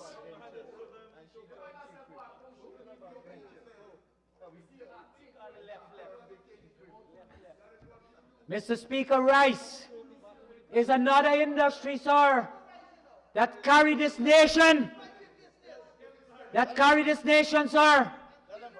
And you know, sir, today we have the highest production in the rice industry. Only all they're talking about people. The Honorable Zulfikar Mustafa led the rice subsector to have the largest production in the history of this industry, 810,299 metric tons. And it don't happen by magic. You all can sit there and be Facebook warriors and social media politicians. But progress and prosperity does not happen like that, sir. It happens through strategic planning and executing and hard work. Mr. Speaker, the first crop of 2026 alone, we have 223,035 acres right now sown. It's there, sir. And Mr. Speaker, our target is 1 million metric ton by 2030, sir. Our export, sir, is 468,730 metric tons of rice. Our foreign exchange earning alone for 2025 is $237 million US. And all of you speak about rice farmers. We have worked with the farmers. When you here consider rice to be private business, you went to the rice farmers. You told them that you will do so, And you know what you did? But you know what, sir? You know what, sir? When people are in the ICU, you pray for them. You pray that they be well, because that is part of what all of us do. And so, sir, I will not waste any of my time longer to speak on that which is in the ICU. Because you know what, sir? The people, we by 2030, the sugar workers will stay on their jobs right there in Gaisuku. And sir, Mr. Speaker, the rice farmers, when people campaign, they know themselves. They made a lot of promises to the people. And when it's time, they turn their backs and they said it's private business. But sir, in this country here, this is a democratic country. And the fact that it is democratic, you can sit there as 16 members, honorable members. And your numbers there, your numerical strength on that side of the house is demonstrative that democracy is alive. And the people will continue. Don't think the people out there, they don't know what is going on, sir. You can make all the false allegations you want, but the people on the ground, they know for years who stand by them, who continue to stand by them, and who is there for them. The people know that, sir. You can do what you want, but the people, the Guyanese people, are smarter. And that is why, Mr. Speaker, we are continuously working for the people, because we want to make the people smarter. We want to make sure that the people understand everybody. And the Honorable Minister and this government is investing tremendously in the education sector. That is why we're returning the cash grant. That is why we are placing it now to 85, and it will incrementally go based on our manifesto. We are guided by that, and not for a moment will we ever move from that. And sir, in the rice sector alone for 2025, we have given in cash money, fertilizers, subsidies, incentives of the tune of $5,318 million, Mr. Speaker. That is to put money in the people's pocket, and the rice farmers know that. Tomorrow, join me in Region 3, because we have something that is called the crop insurance. Free! Putting the people first. Because that crop insurance, the crop insurance, Mr. Speaker, is that which, in 2021, when there was this flooding, $2 billion were given to the rice farmers as subsidies. And this government understands the risk that our farmers take when they go to the fields to plant crops to feed this nation. And your government, Mr. Speaker, the government of Guyana, led by the People's Progressive Party Civic, collaborated GRDB, the Costa Rica company, and the Maurice Phillips International Company, sir, joined together and created this insurance product to remove the level of uncertainty because of inclement weather condition, sir, and that there, in case of any losses, will compensate the farmers for whatever losses they will face. Sir, this is not gaff. Tomorrow, Dr. Barker, you join me, and you will see for real, as a member of Region 3, not tomorrow, sorry, Saturday. And you will see the real things that are happening, how it changes and transforms the lives of our ordinary people. This is no quack show. This is real people. This is not cardboard people. This is real human beings' Honorable lives. Minister, We are transformed. you will have 5 minutes more to conclude. Thank you very much, Mr. Speaker. Mr. Speaker, Again, in the rice sector, sir, we again, sir, have done.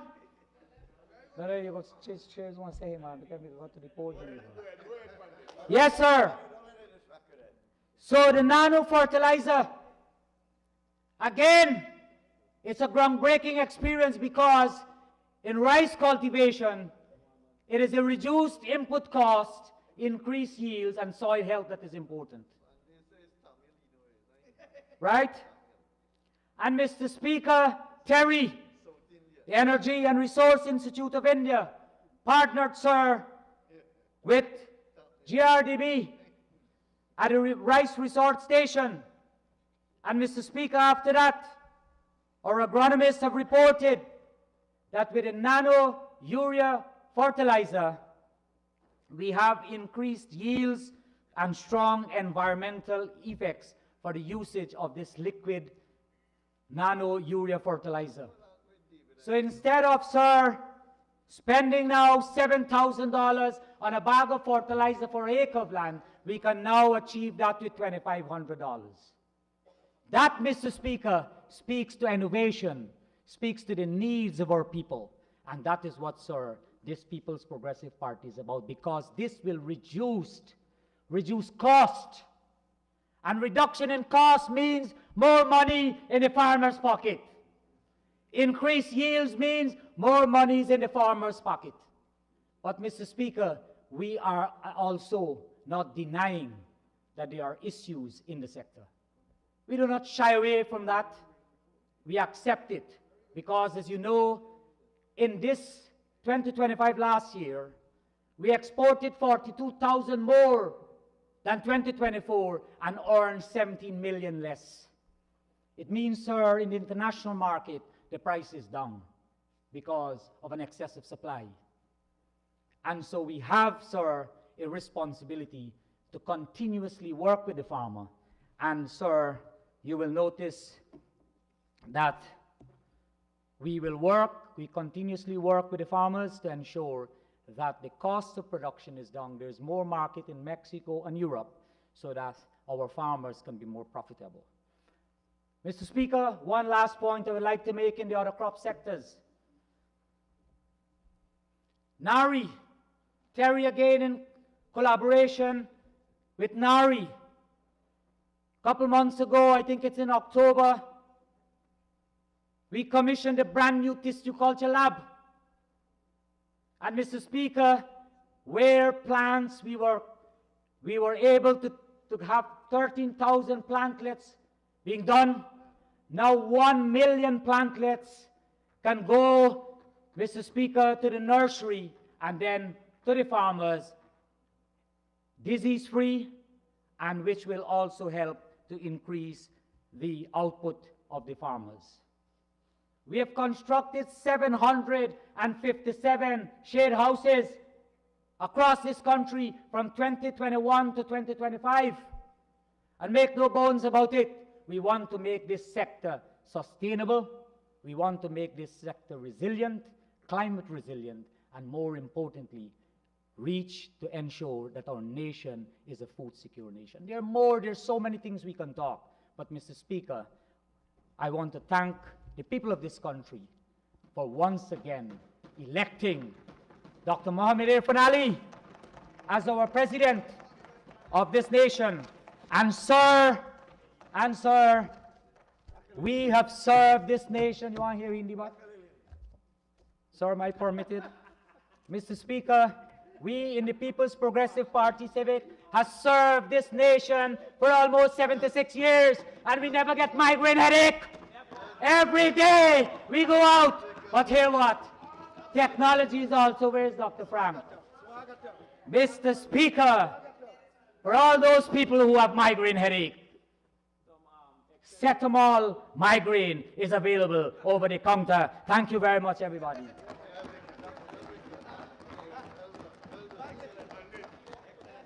Thank you very much, Honorable Minister. And now for the Honorable Member, Mr. Duarte Hetzberger.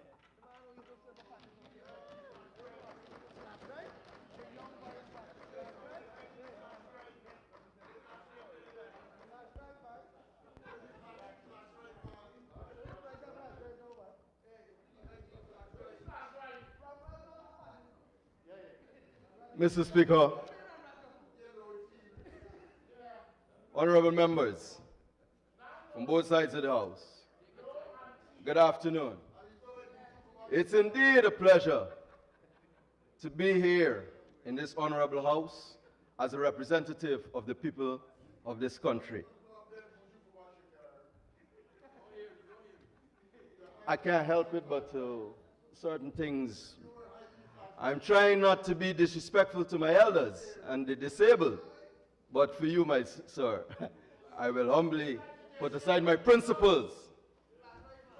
Anyhow, Mr. Speaker, this afternoon I would like to congratulate all the members who were elected to be in this August House, especially to those who are new to this House, including myself and those new ministerial members. Further, Mr. Speaker, I would like to extend an heartfelt gratitude to the 109 persons, 109,000 individuals who decided that they wanted something new and put their trust behind this movement, the We Invest in Nationhood movement. And mind you, Mr. Speaker, you would hear me saying movement. This is a movement because we have a purpose, not a party that usually makes noise, hot air. And I understand the reason for the on and off of the AC is the hot air that rises at a certain end. Mr. Speaker, allow me to make my contribution, but before I go, for the past few days, we heard about this whopping majority and the endorsement by the people of Ghana. That is good. Kudos. You have a whopping majority, a 36-seat majority, and you should be sitting and doing the gods. But however, every day, this 16 bothers you. Forgive you, my colleagues on this side. We are on the same side, but forgive me. Every day, the 16 is a turn in your side. It tells me about your insecurity. What it also tells me, Mr. Speaker, what it also tells me is that if in 3 months, Mr. Speaker, 3 months, we garnered 16 seats, it shudder to think. It shudder to think what will happen in 5 years. And that is what gives them sleepless nights. And they would want to talk, it's politics. This is not politics, Mr. Speaker. Insecurity. That's insecurity there. A face of double standard. Mr. Speaker, I stand here to make my contributions to this debate. My first presentation is to be a part of this budget debate. Mr. Speaker, this budget is presented under the theme, putting people first.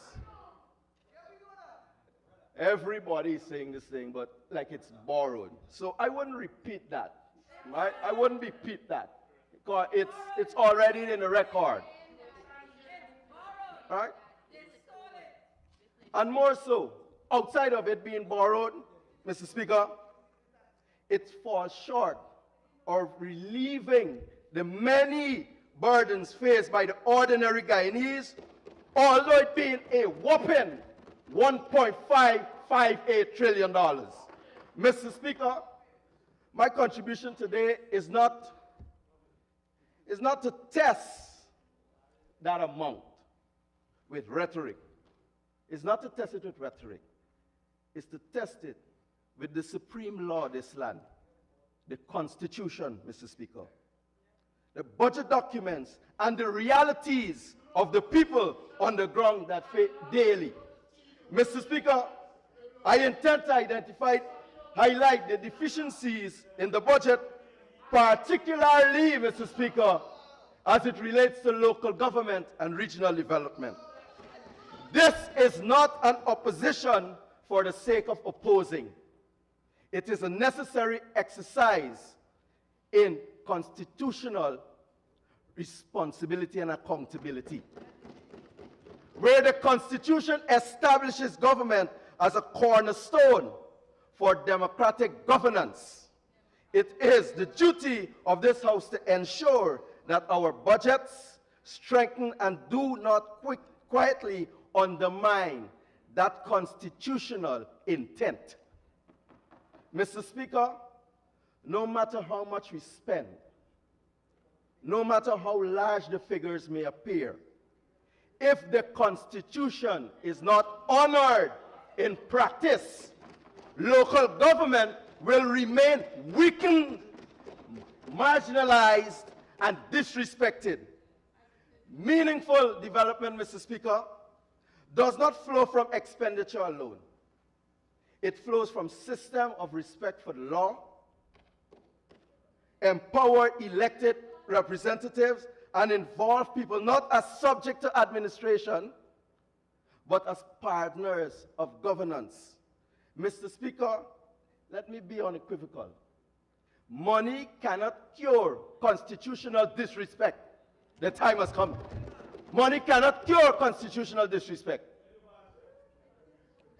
Mr. Speaker, local government in Guyana, it is not an extension of Chief Chanjapal Drive or the corridors of Robb Street. Right? It's a constitutional pillar in our democracy. Article 12, if you listen, you will get the point. Article 12 of our Constitution is abundantly clear, Mr. Speaker, and I want to quote verbatim so that my colleagues on the other side do not go misinformed or in any form, right, outside of that. Local government, by freely elected representatives of the people, is an integral part of the democratic organization of the state. They are to play an important part in the development of the state. Right? Mr. Speaker, I noticed my friend, the Honorable James Bond, is not interfering in this. He's not contributing to this. Because we were once at Fish Up and they blamed us for colluding. But I understand that he repented, so I could understand why he's not saying anything. Right? With Article 12, Mr. Speaker, it is further. It goes further. When we look at Chapter 7, Articles 71 to 78b, it gives us the establishment of these LDOs, right? As institution of God, vested with the authority, guess where, Mr. Speaker? Through the ballot box. Through the ballot box. They are vested with that authority, Mr. Speaker. Not to be overridden by administrative convenience, and by extension the executive. They are constitutionally invested in implementing policy programs that determine by the duly elected authority with administrative authority across all areas, with the exception of two, Mr. Speaker. With the exception of two. And that is foreign relations and defense. it stays with the executive. The framers of our Constitution understood that. That when we're talking about development, if you listen, you're going to say everything's flying over your head. When you listen, you learn. Mr. Speaker, when we're talking about development, our framers intended for the people to be a part of the process because they understood that with a rich nation like this, it cannot be done from the center. The people have to be involved. But they also saw that on a macro scale, defense and foreign relations has to be dealt with from a macro scale. Right? Thank you. I know I look young. I know I look young. Thank you very much. Thank you. Right? Mr. Speaker, I want to compound this point by saying on 1st of September, Mr. Speaker, I want my honorable members to understand that there wasn't only one elections.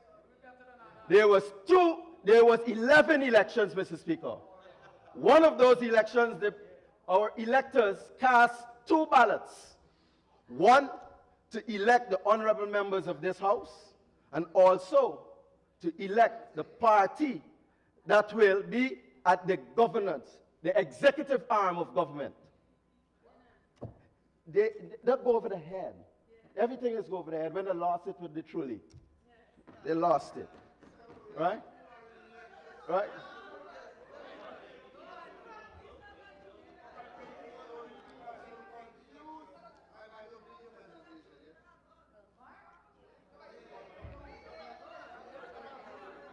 Yes, Mr. Speaker. Mr. Speaker, that was one part of the election. The other 10 elections were for the regional democratic councils, Mr. This wasn't a symbolic act. It wasn't a symbolic act, Mr. Speaker. It was a constitutional act conferring authority, legitimacy, and responsibility both at the national and regional levels, Mr. Speaker. Mr. Speaker, for the past 3 days, all you're hearing from that side of the House is about democracy, democracy, democracy. Yet, Mr. Speaker, one cannot profess commitment to democracy while degrading the very mandates that democracy produces. It is now 5 months, Mr. Speaker, 5 months since those elections were held, and yet, Mr. Speaker, Upper Demerara Berbice Region 10, Regional Democratic Council, has yet not convened its statutory meeting, has not reconvened its statutory meeting to conclude its elections. You put honorable to that name, Mr. Bond.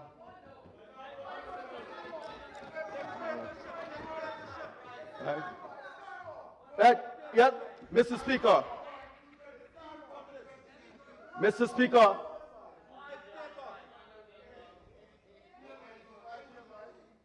They haven't reconvened that statutory meeting to conclude the election for its chairperson and vice chairperson, Mr. Speaker. And a budget is before this honorable House, Mr. Speaker, prepared. Expenditure has been outlined. The programs are moving forward. Yet the duly elected council, the body constitutionally mandated to guide, scrutinize, and implement regional development, has been excluded from the process. Mr. Speaker, this is not a technical delay. It is not an administrative oversight. It is a constitutional failure, utter failure. When we elected council to prevent it from organizing itself as required by law, executive convenience, executive convenience, Mr. Speaker, is placed above democratic obligations, Mr. Speaker. And when that occurs, no amount of expenditure, Mr. Speaker, no amount of money can compensate for the erosion of legitimacy. This is why, Mr. Speaker, that this budget must be judged not only by how much it allocates, but by how it respects the authority of those elected to govern. Mr. Speaker, when we examine this budget, a budget that claims to put the people first, what we see is not the strengthening of local democracy, but a route either deliberate or through ignorance that would lead to its steady erosion. Mr. Speaker, instead of empowering elected councils, the approach reflected here continues to favor centralized administration. The dictatorial approach is familiar. New mechanisms are introduced. Additional advisory layers are inserted. Administrative interventions are expanded. And all too often, these structures operate alongside, above, or around those elected councils.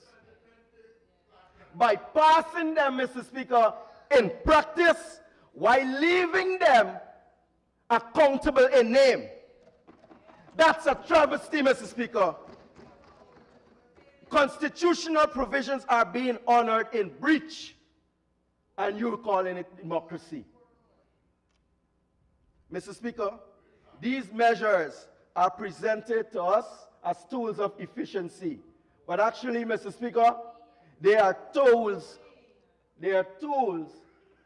of central control. They are merely tools of central control, where opposing views are not supported or tolerated, Mr. Speaker.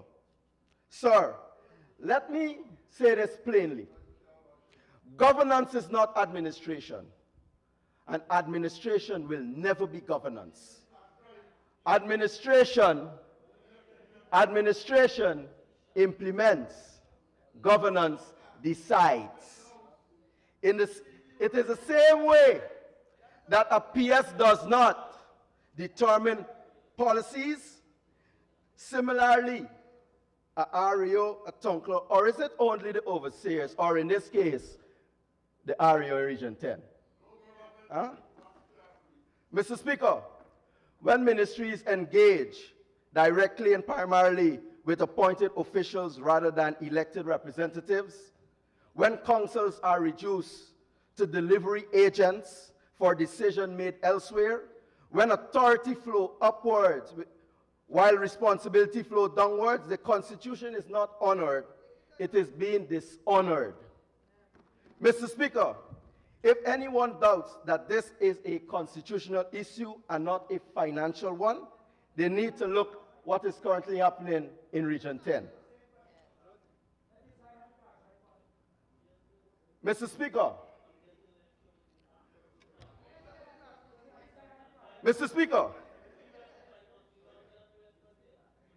Speaker, local democratic organs were created to give citizens ownership of their communities, ownership to determine their priorities, ownership to determine their developmental needs, ownership to determine their outcomes. When that authority is diluted or ignored, citizen participation weakens. Accountability becomes blur. Public trust erodes, Mr. Speaker.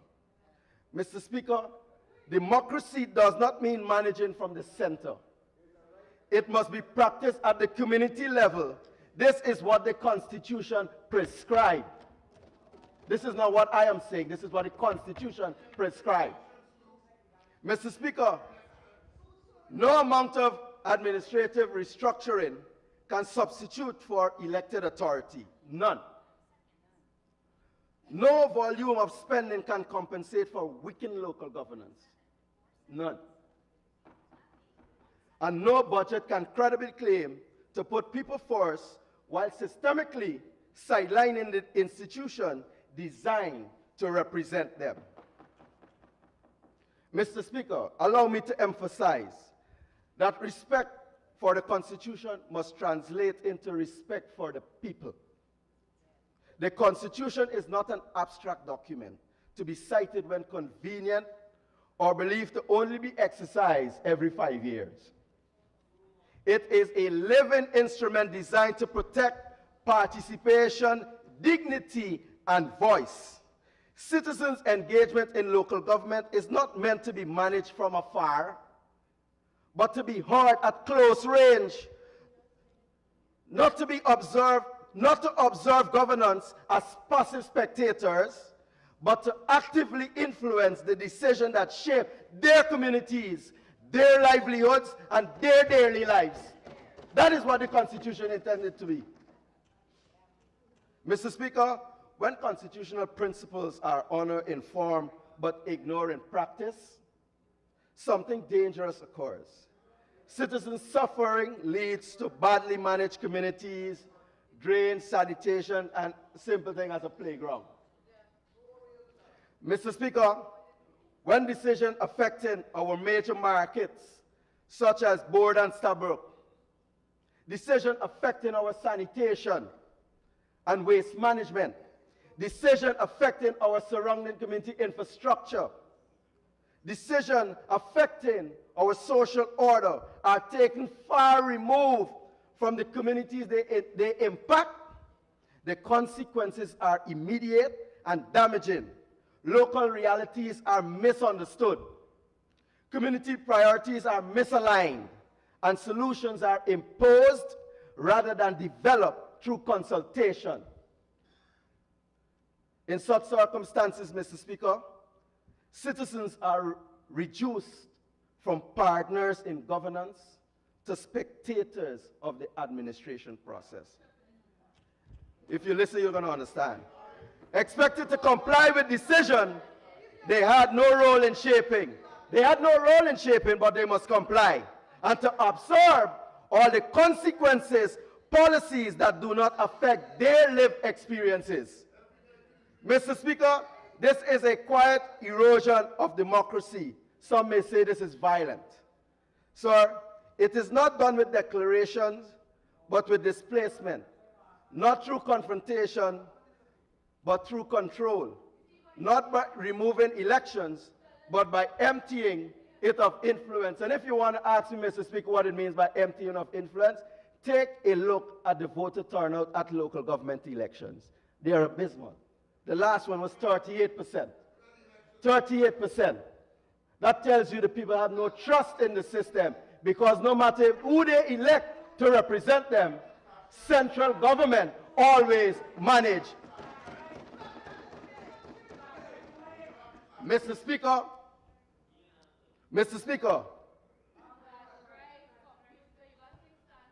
democracy cannot be supervised into existence.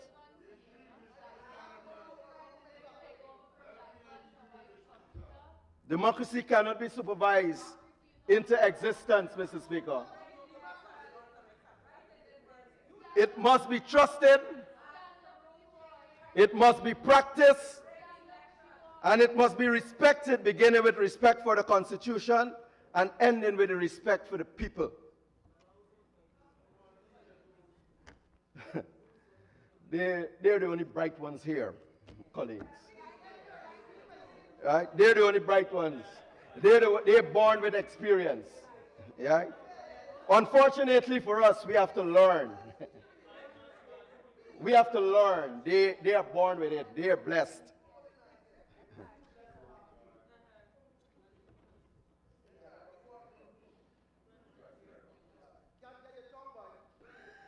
Yeah. Because I'm listening. Right? When you finish, you're going to shake my hand, Mr. Bowen. Mr. Speaker, allow me now to address a region that is important, not only to me, but to our party, our movement at large. I would like to turn to Upper Takatu, Upper Essequibo, Region 9. The largest administrative region in this country, Mr. Speaker. Known widely as Rupununi, a region of vast distance, rich in indigenous heritage, immense agriculture potential, Mr. Speaker, and significant opportunity for tourism and cross-border trade. Rupununi, Mr. Speaker, is home to more than 55 villages. That covers approximately 57,700 square kilometers.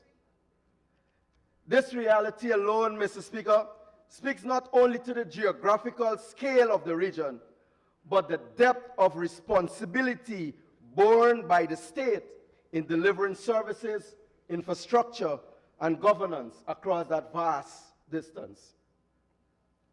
Mr. Speaker, this is not a sparsely inhabited space that can be managed by approximation and occasional intervention. Rather, it is living, an organized region of communities with distinct needs, priorities, and expectations.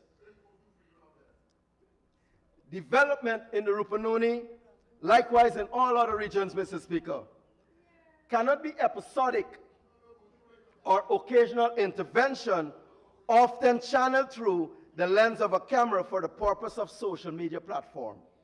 Mr. Speaker, it must be deliberate, it must be sustained, and most importantly, it must be respectful of the people that live there. Mr. Speaker, education in the region like Rupununi is not merely a social service. It is primarily an instrument of opportunity, mobility, and long-term development. In a vast hinterland region where distance, geography, limited access already place young people at a disadvantage, education becomes a single most important equalizer between the coastland and the interior, Mr. Speaker. For Region 9, Mr. Speaker, education is not an optional infrastructure. It is an essential national investment. Rupununi, Mr. Speaker, serves, as I said, more than 55 villages. Each of those communities, Mr. Speaker, depends on a small number of secondary institutions to educate their children. When those institutions, Mr. Speaker, are overburdened or delayed, the impact is felt across the entire region, Mr. Speaker, not in theory, but in classrooms, dormitories, and the learning outcomes. Mr. Speaker, take, for example, the St. Ignatius Secondary School, which continues to experience severe overcrowding, absorbing students from Lethem, Tabaching, and bordering communities. This school has effectively become a regional pressure point, accommodating far more students than it was originally designed to. Mr. Speaker, there was a glimmer of hope with the emergence of the Tabachinga Secondary School that was intended to relieve some of the pressure of the St. Ignatius Secondary School, right? The intention was sound, Mr. Speaker. The execution, however, has fallen short tremendously. The fact is, Mr. Speaker, there was at the time little or no visibility at the construction site. Little or no visibility at the construction site. But I was informed only Monday that work has returned. Work has restarted, Mr. Speaker. I am in no way, Mr. Speaker, imputing that the construction was abandoned. I'm just saying that the ad hoc manner are not clearly taking into consideration what is happening on the ground. Now that project is behind timeline. And most definitely, I know why it is behind timeline and why it's ad hoc. It's because of the famous triple F policy.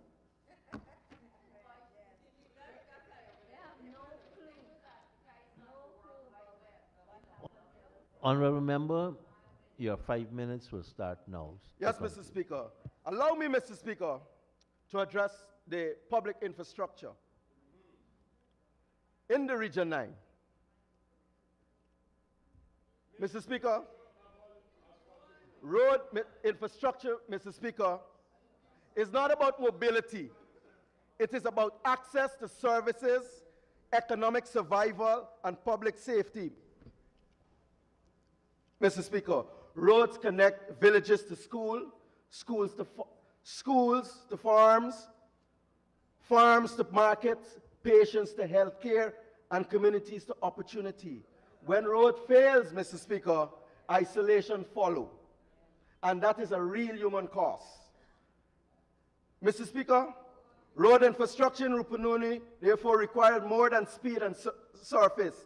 It requires planning that respects geography, construction that respects engineering standards, and oversight that respects public funds.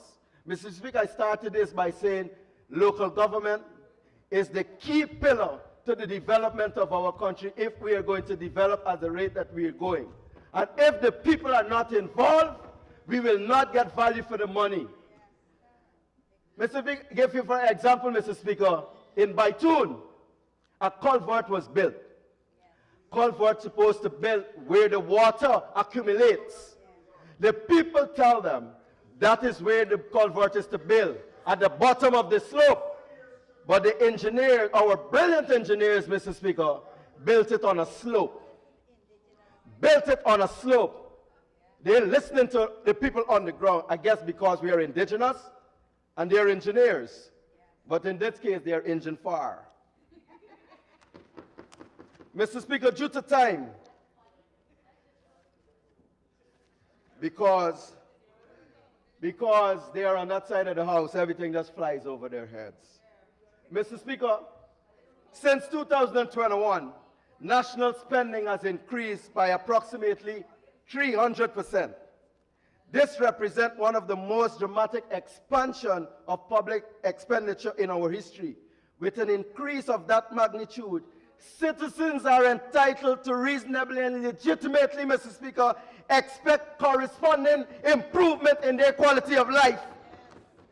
That expectation is not excessive, Mr. Speaker, it's logical. Local democratic organs, Mr. Speaker, remain financially constrained and operationally dependent, Mr. Speaker. Regions such as Region 9 continue to wait for delivery that matches promise.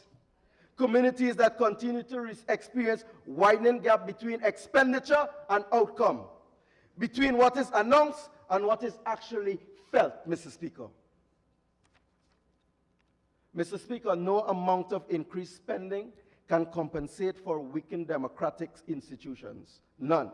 No level of capital investment can replace trust, legitimacy, and respect for the authority conferred by the ballot boxes.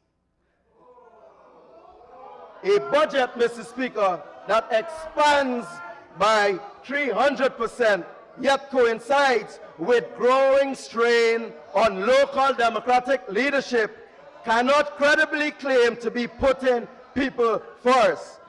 Budget reveals priorities, and priorities reveal intent. Numbers don't lie. Consequences speak even louder.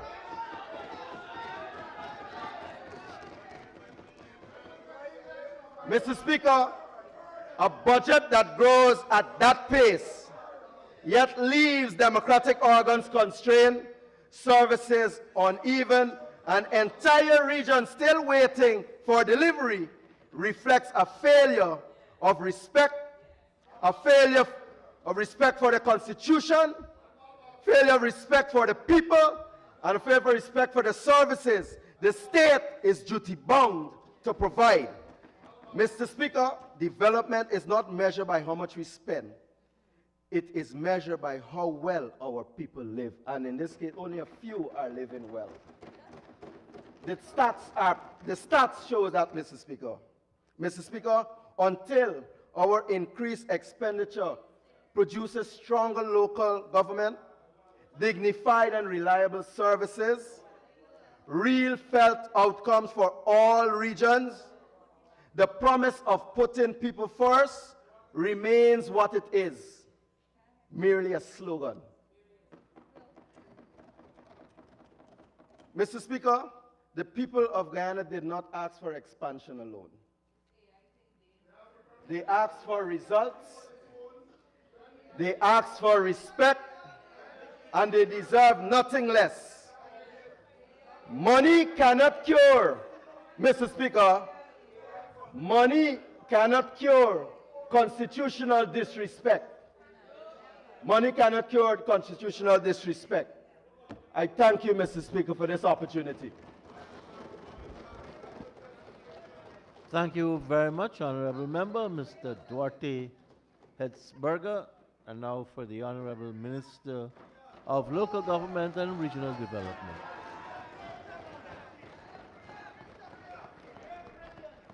Thank you.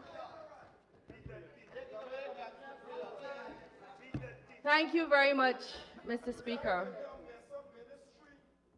Good afternoon to you and to everyone else here. Mr. Speaker, I want to begin by congratulating the Honorable Dr. Ashney Singh, the Senior Minister in the Office of the President with responsibility for finance, who, I have to say, is coveted around the world, and who, when we went into opposition, whose services were sought, nobody on the other side could claim that kind of credit. Nobody on the other side. I want to thank our female Director of Budget, Ms. Sonia Roopnaut. Many countries crave a female Director of Budget, and I want to especially mention Mr. Bernard Lord, whom I know I bothered for too many minutes on days that he should not have been working and at hours he should not have been answering. But I wanted to get it right for the Ministry of Local Government and every other staff in every other ministry, particularly in the Ministry of Local Government, who put this budget together so that we could take Guyana forward by putting people first. Mr. Speaker, I listened to the Honorable Member just now, and it was an amazing lecture in democracy. And I met this Honorable Member before. I met him on the 4th of March 2020. And I have a soft spot. I'm an Army wife, soft spot for some Army people. And I actually believed his plea when he said we were making a mountain out of a molehill. I didn't realize that we were in the midst of an election rig that the Honorable Member was very familiar with. And I thought he would be shadowing not local government. He has great expertise in computers, wiping them and flash drives, and assisting people to do that. And the Honorable Member... Mr. Speaker. Honorable Minister, we have the Honorable Chief Whip. Mr. Speaker, I'm signing up on 41-6. First, the Honorable Minister directed her words to a particular member. She was very clear who she was speaking to, and she was imputing improper motive to that member, Mr. Speaker. As I was saying, sir. Honorable Chief Whip, she says he has great expertise. My son has that too. Honorable Minister, you may continue. Thank you, sir. So to hear from the Honorable Member his newfound interest in democracy was both interesting and enlightening, and I hope it came from his heart. Mr. Speaker, we keep hearing in this House about oil money and oil being giving us the ability to do what we're doing right now. And the only reason we can do what we're doing for the people of Guyana is because we have oil. And I want to put that into perspective, Mr. Speaker. If we want to build Guyana, if we want to make people's lives better, if we want to put people first, we have to begin with political will. We have to begin with a love for people, and we have to be willing to work hard. When the People's Progressive Party, Civic, came to office in 1992, this was a heavily indebted poor country, HIPIC.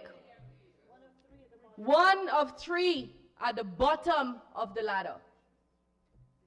In 1992, sir, without oil, as a heavily indebted poor country, Dr. Jagan and the People's Progressive Party took a decision that they were going to give every single old age person their pensions, when before you had to be a card-carrying member of the PNC to get it. We didn't have oil. We had the will and we loved old people. In 2006, Mr. Speaker, we didn't have oil. When we started the uniform voucher, it started at the Ministry of Human Services. And that was because the then President Barjack Deo, champion of the earth, General Secretary of the People's Progressive Party, crafter of a budget for the people and a man who stands in and out of government for the people of this country, was walking around doing what the PPP does best, getting feedback from people. How is it we can serve you better? People said, you know, you're building all these schools, you're doing all these things, but we're finding it a little hard to put our children in uniforms and give them lunch kits. And he said, we're going to introduce the uniform voucher program. 2006, we did not have oil. What we had was a love for children. We had respect for Article 13, which speaks to us consulting with people and hearing what their needs are, and we introduced it. And when we could in 2014, we made that a universal program for every single child in this country. Will, political will, love for people, and the desire to see your country grow. That is what the PPPC brings. What is the alternative? As soon as the AP and UAFC got into office, a program that was introduced by the PPPC to give children $10,000 was collapsed. You said you couldn't afford it. At the time, it was costing this country $1.6 billion to give each child $10,000. You took that away, snatched it from the hands of parents who needed it, but you know what increased? Dietary in the budget. Went up by $1.6 billion. You eat out the people money. You eat out the children money, and you coming here now to tell us about love for children. So my dear friend, the newcomer, Mr. Saiku Andrews, clearly you and your honorable member, Coretta MacDonald, I'm sorry she took a tumble today. Clearly you didn't speak. She is saying it's not enough. You are saying you want to squash it and bring back the 5Bs program, which is it. What I can interpret, and the honorable member is speaking for the AP and UPNC and whatever other configuration they have there. What he says is that the 5B program was superior. So what I want the parents of this country to know is that if the PNC ever got their hands on power again, they are taking away your Because We Care cash grant. They're taking it away. And they're going to replace it with dilapidated buses, no breakfast, no books, or anything else that they fail to give. Mr. Speaker,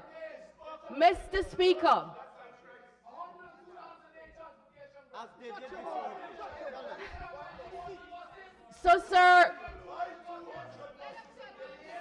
this political party, the People's Progressive Party, stop the cackling, man.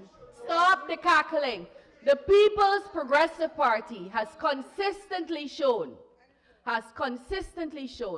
in or out of government, with or without oil, that it is the only party that will look after children, that will look after women, that will look after our Amerindian brothers and sisters, that will look after our farmers, that will look after our businessmen, that will look after our service people, that will look out for teachers, that will build schools and roads and hospitals. It is the People's Progressive Party Civic that has consistently shown that kind of pro-poor, pro-development approach to governance in the country.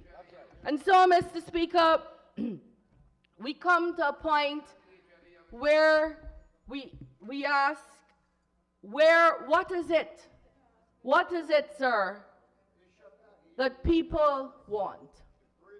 What is it people want? People in this country have said to us what they want. They want, you know, Mr. Speaker, the people of Guyana had a great opportunity on the 1st of September to speak through their vote. They got a chance to say, study the various plans and manifestos and promises and records, because records matter. Because records matter. They breed trust or mistrust. And on the 1st of September, the people of Guyana spoke resoundingly. And they said they want the People's Progressive Party, Civic, to govern this country for the next 5 years in partnership with them. But equally and conversely, they said who they did not want. They said who they did not want. They decimated the AP and UAFC. They put the PNC in a little corner there. Oh, how I miss the days of Winston Murray and Robert Corbyn and Deborah Baca. This has become a shell of a great party where it appears that you could pay to play. You could now pay to play. And that's not to say all of its members are without value. They have one of the country's best history teachers in its seats. And I hope, sir, I hope that you don't get contaminated by this bunch. Shadow of a shadow. And they spoke to the WIN. And they said to them, we don't want you in government, because they may well have looked at you. And what they saw was a collection of hurt people. A collection of hurt people. No ideology attending to this collection. No, what is your ideology? Oh man, stop. Stop. What is the ideology guiding these people? One was indicted, running from the charges, decided he's going to drag some people with him. 3 at the front were never going to get seats under the Aubrey Norton leadership of the PNC. They disaffected over here. One couldn't get back his job at Gaisuko because he failed. Ran away over there. One treated very poorly by a technician. Good girl. Dedicated servant whose father served the People's Progressive Party. It should never have happened to her. She's there now. But had disaffected somebody else who was hurt. My brother, Dr. Ryan. Hurt. But couldn't come. But couldn't find himself, still couldn't find himself with you, the PNC. That should be your concern. So he looked for another home. But I know that as soon as this disintegrates, which is just months off, you're coming back home, and we will welcome you back home, sir. We will welcome you back home. But this is a collection of persons who are disaffected, without direction, without leadership, owned by a person who is soon going to be departing your shores. Soon going to be departing your shores. So, Mr. Speaker, we come to the place where we have to ask, what is it people want from the Ministry of Local Government and Regional Development? What do our citizens expect of us?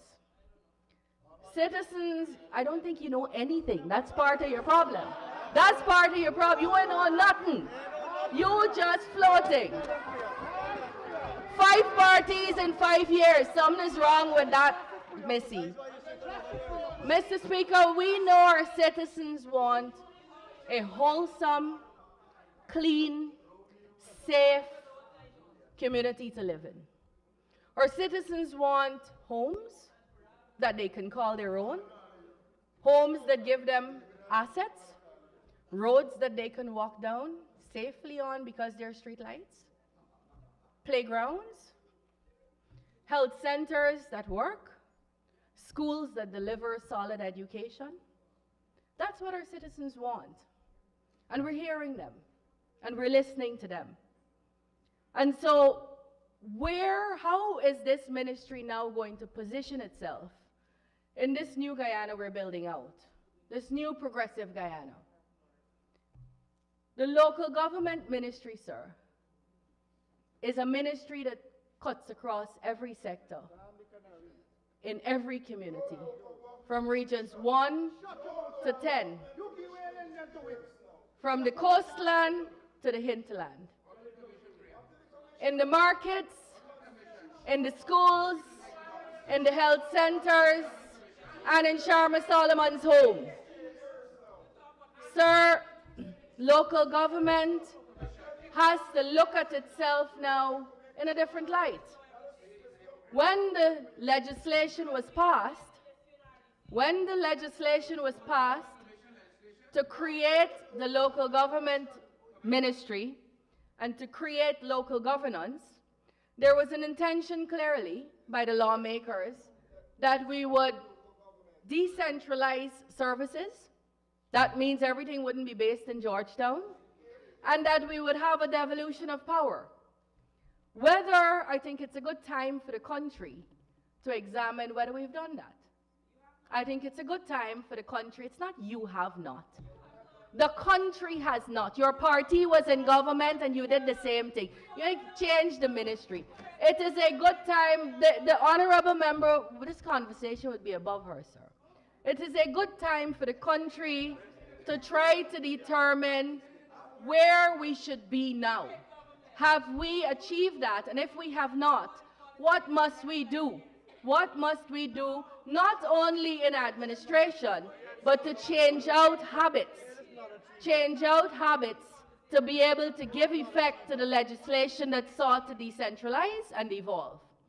And so, in that sense, sir, we have 70 neighborhood democratic councils, we have 10 municipalities, and we have 10 regional democratic councils. And we must find a space where we can make sure all of these local government bodies are working. That is the mission. The mission is to now build capacity. We have good people there. We have good people in these places. We have elected people in these places, and that's what matters.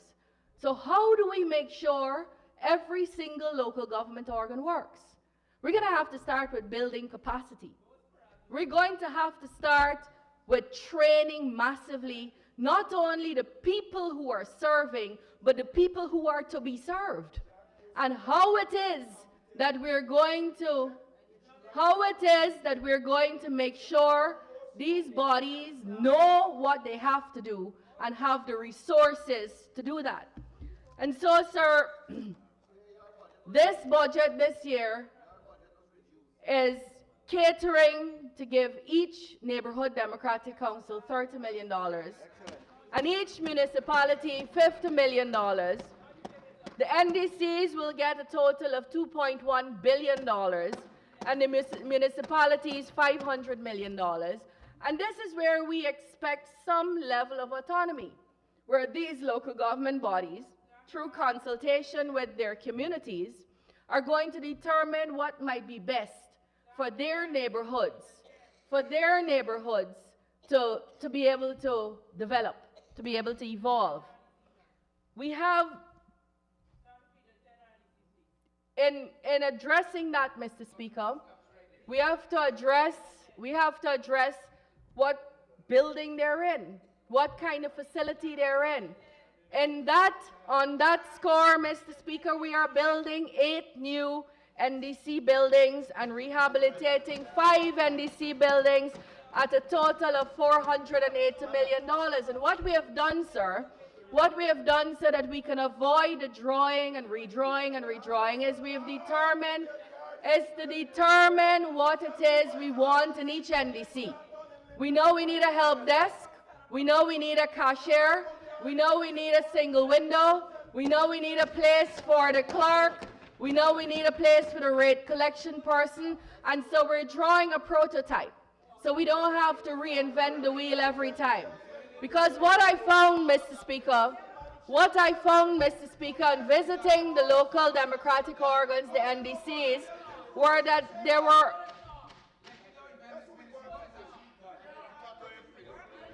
Mr. Speaker,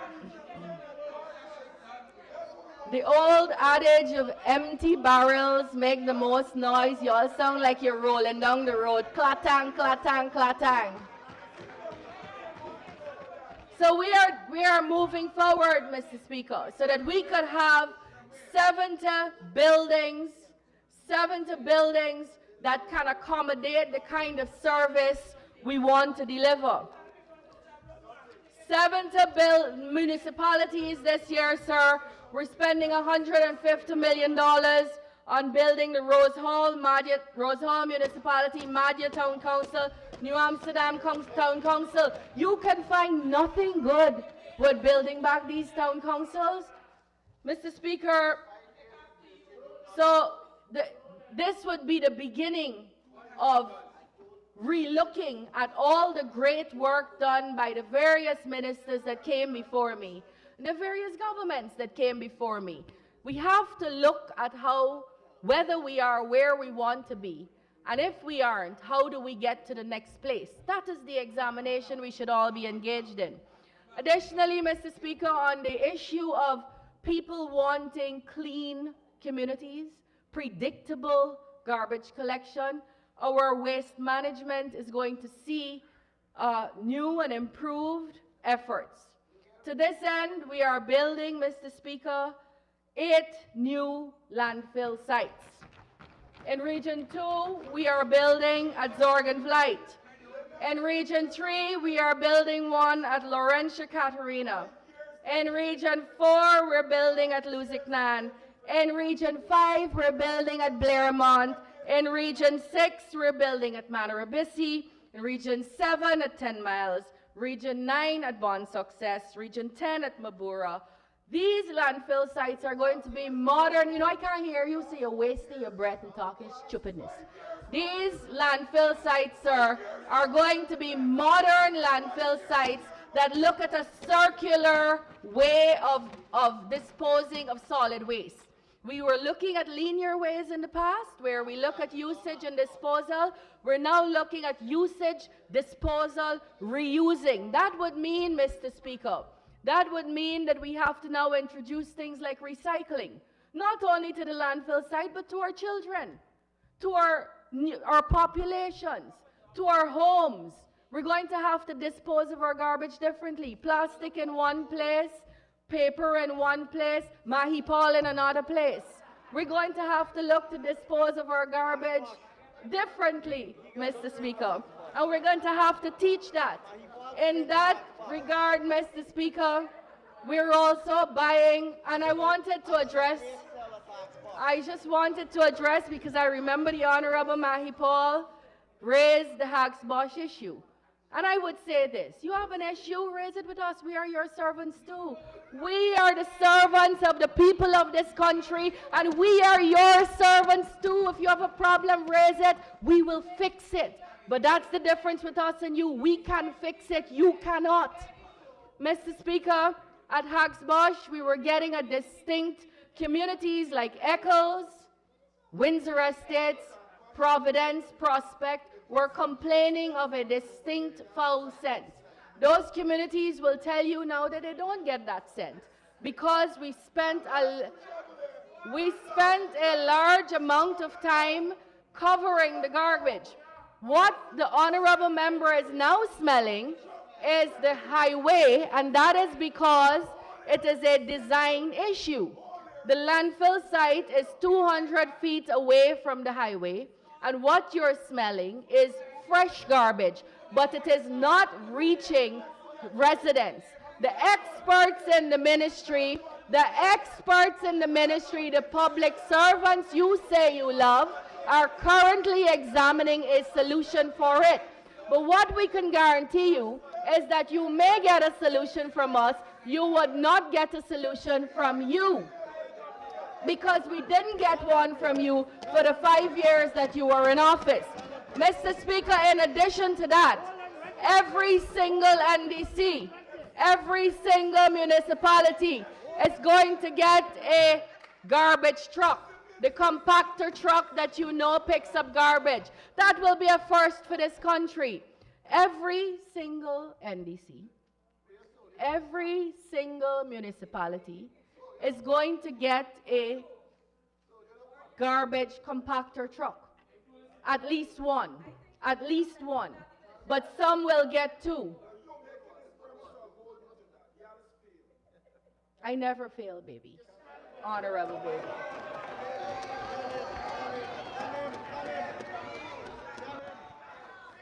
And that is her, this is her 20th budget speech, honorable members.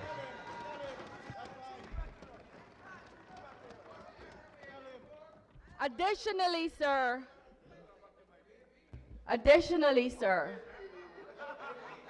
additionally, sir, we are buying bins, we are buying shredders, we are buying compactors from marketplaces.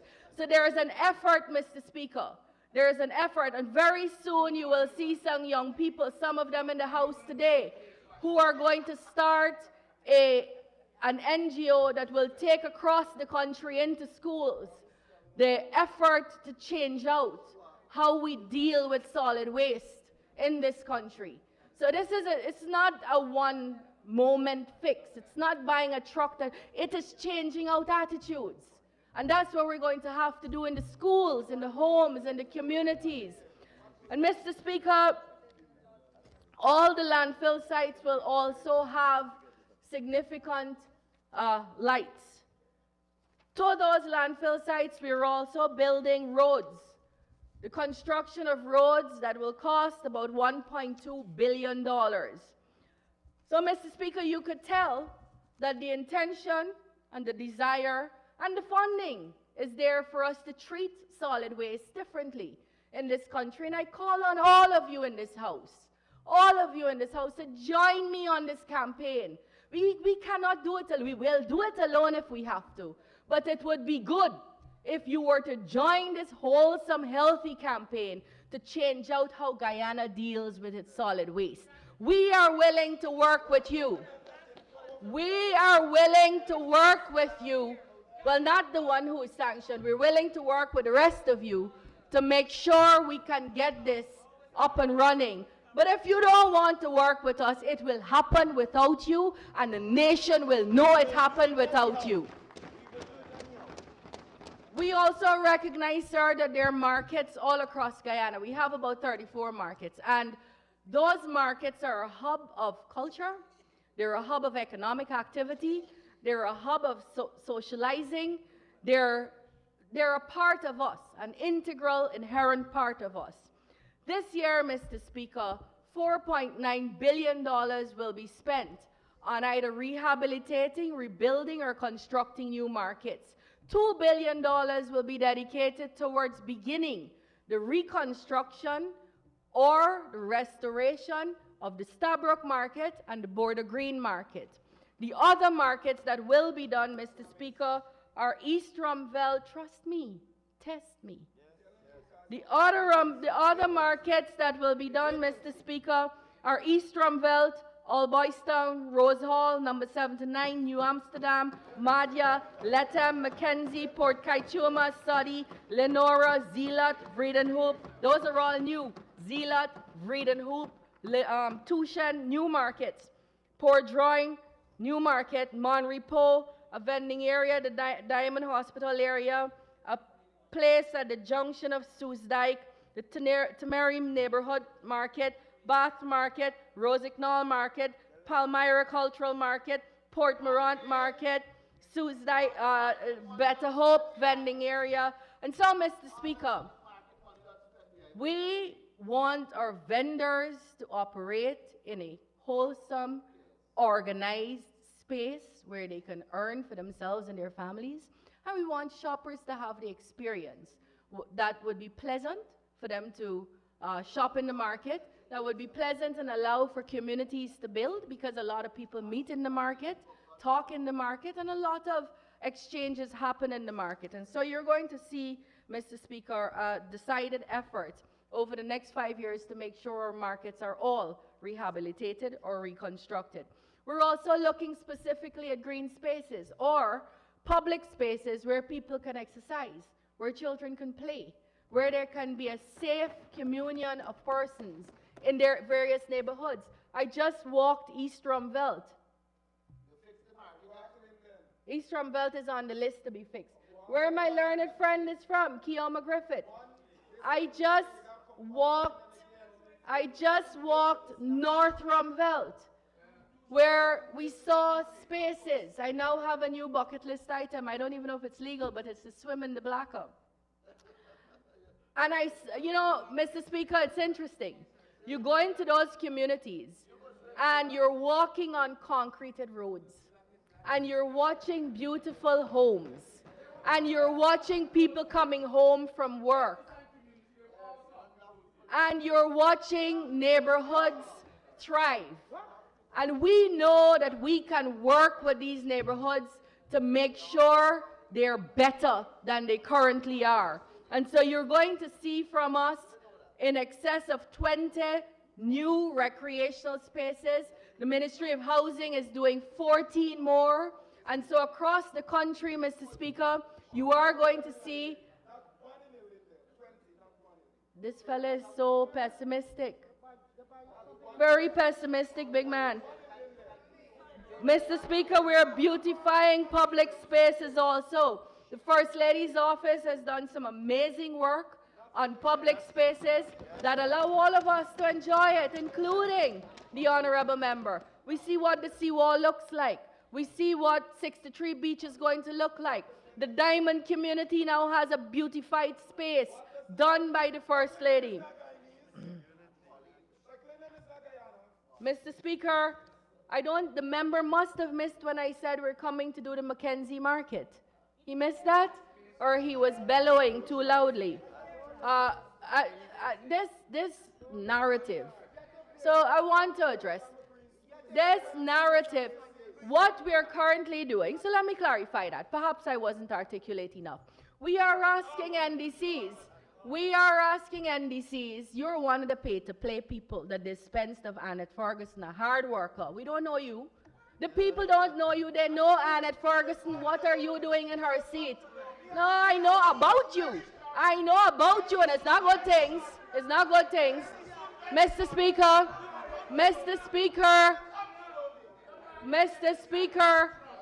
the narrative I heard from two honorable members of this House. And I think it's a sexy narrative. It probably sells in your community, but it's going to be dismantled. That nothing happens in Region 10. I heard that from the Honorable Sharma Solomon. I heard it from my honorable friend, Dr. Ryan, behind Mr. Harbour. I can't see his last name. I heard it. Region 10, Linden, he said they need trained teachers. Linden has 120% trained teachers. But I am acknowledging here that the riverine communities don't have trained teachers because the teachers do not want to go. Part of the reason is because they don't have housing. So we have to fix that. We have to get housing there so that the teachers can go in. But to say that Region 10 doesn't have trained teachers, do you need a vomit bag? Mr. Speaker, to say that we aren't interested in education, 4 new secondary schools are going up in Region 10, one at the cost of $2.6 billion. One at the cost of 2.6, thank you, sir. One at the cost of $2.6 billion. One at Wairuni, one at Hururu. Mr. Speaker, I want to, because I have 5 minutes,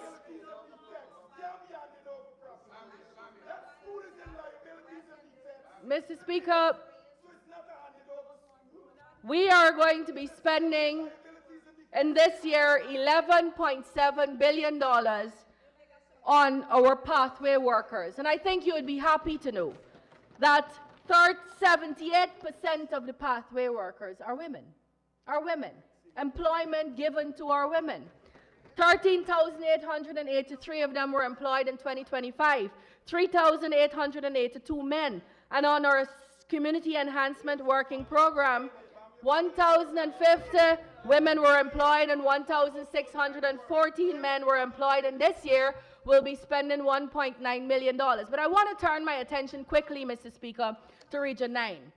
Because 2 persons, the gentleman who came before me, gentleman is using the word very loosely. He needs to apologize to this nation for what we know he did. And Mr. Speaker, and the Honorable Mr. Dion LaCruz, whose presentation I enjoyed. It was very spirited, and you could see that he has a heart for service. He's with the wrong people, but he'll get that over soon. He'll be over here shortly. Mr. Speaker, Region 9. Region 9 is one of the most beautiful places in this country. In this country, Region 9 is one of the most beautiful places, sir. And he said nothing was happening in Region 9, it was being neglected and so on. Mr. Speaker, between 2020 to 2024, we spent close to $10 billion on health care in Region 9. $10 billion. Let me read some of those stats, Mr. Speaker. New facilities. Level 1 facilities were built at Coxshibai, Carabaikrou, Quiko, and Marymore. You know where Coxshibai is? To get to Coxshibai, you actually have to go almost vertical. If you look over on one side, you can't see the bottom. So if you fall off, look, Mahi Paul's puzzled. He doesn't know where Coxshibai is. David Hines has no clue where that is. It's in Region 9, sir. It's in Region 9. You got to go and visit people. New facilities, level 2, upgraded. Achiweb, Karoudanau, Mawaranau, Katunarib, and a whole set more. Level 3, Anai, Karasabai, Sand Creek. Total patients seen in the region, Mr. Speaker, 62,000. The Region 9 health story is a success story. Our people used to have to go to Brazil for service. People from Brazil are now coming over to us for service. That is a story we should all be cheering on. Where is your national pride? Where is your national pride? Mr. Speaker, when the PPPC took office, was voted into office in 1992, we had one single secondary school in Region 9 at St. Ignatius. Between 92 and 2015, without a drop of oil, we built 3 more. Right now, we have built or are building 9 secondary schools in Region 9. 949. Napi, which will be called the George Tancredo Napi Secondary School. You're talking about culture? Go read up about George Tancredo. Mawaranau, Karoudanau, Masara, Tapachinga, Karasabai, Shulinab, Katoka, and Upakari. Now, is it true that they are taking longer than we want? Of course. We would tell you that. But what happens, sir? We go to public bid, we advertise on a website, and we say, hear ye, hear ye. Anybody in the world who is interested in building this thing at a competitive price, put in your bid. And the MPTAB has no choice. They have to give the least expensive, most responsive person. Now, when they are delinquent, we must throw them off the work. We must terminate them, and we are prepared to do that. But what you see in the steel and concrete, albeit delayed, what you see is a desire by the People's Progressive Party Civic to make sure the overcrowding at St. Ignatius stops. That's what you see. How many did the APNU build when they were in office for 5 years? The APNU of AFC failed to start and finish even a single secondary school anywhere in this country. Test me on that. Test me on that. Anywhere in the country. So, Mr. Speaker, what we know we have. Teachers in Massicanari. Look at them. They don't know where Massicanari is. They have no clue. These are clueless. These sleeping. Massicanari is the last village at the bottom of the map. It's also referred to as Guns. We just graduated 7 teachers from the CPC, our only training college in this country. We have, Mr. Speaker, training sites all over Region 9. So much so that we have 98% of our teachers in Region 9 trained or in training. Mr. Speaker, I will say this. In conclusion, to the people of Guyana, you have chosen well. You have chosen well in the PPPC, in Dr. Irfan Ali as your president. This is a party that will deliver on our manifesto. our manifesto. Mr. Speaker, we will deliver on our promises. And it is only our promises we can deliver on, not their promises, because their promises were fanciful and would bankrupt this country. If they want their promises delivered, they'd have to be able to convince the people of Guyana to come here, and they can't do that because they can't win the confidence of the people of Guyana. We promise you, and we commit to you, that we are your servants. We will work hard every day to deliver.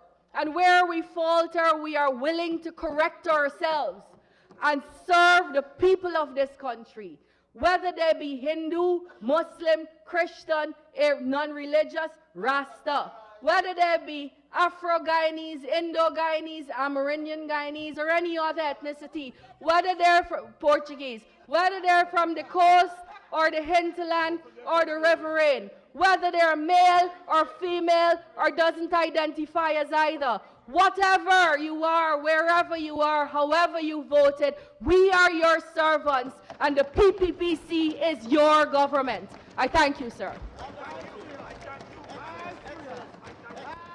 Thank you, Minister, on that 20th budget presentation also. Honorable members, from QC we also had Zara Locke. Zara.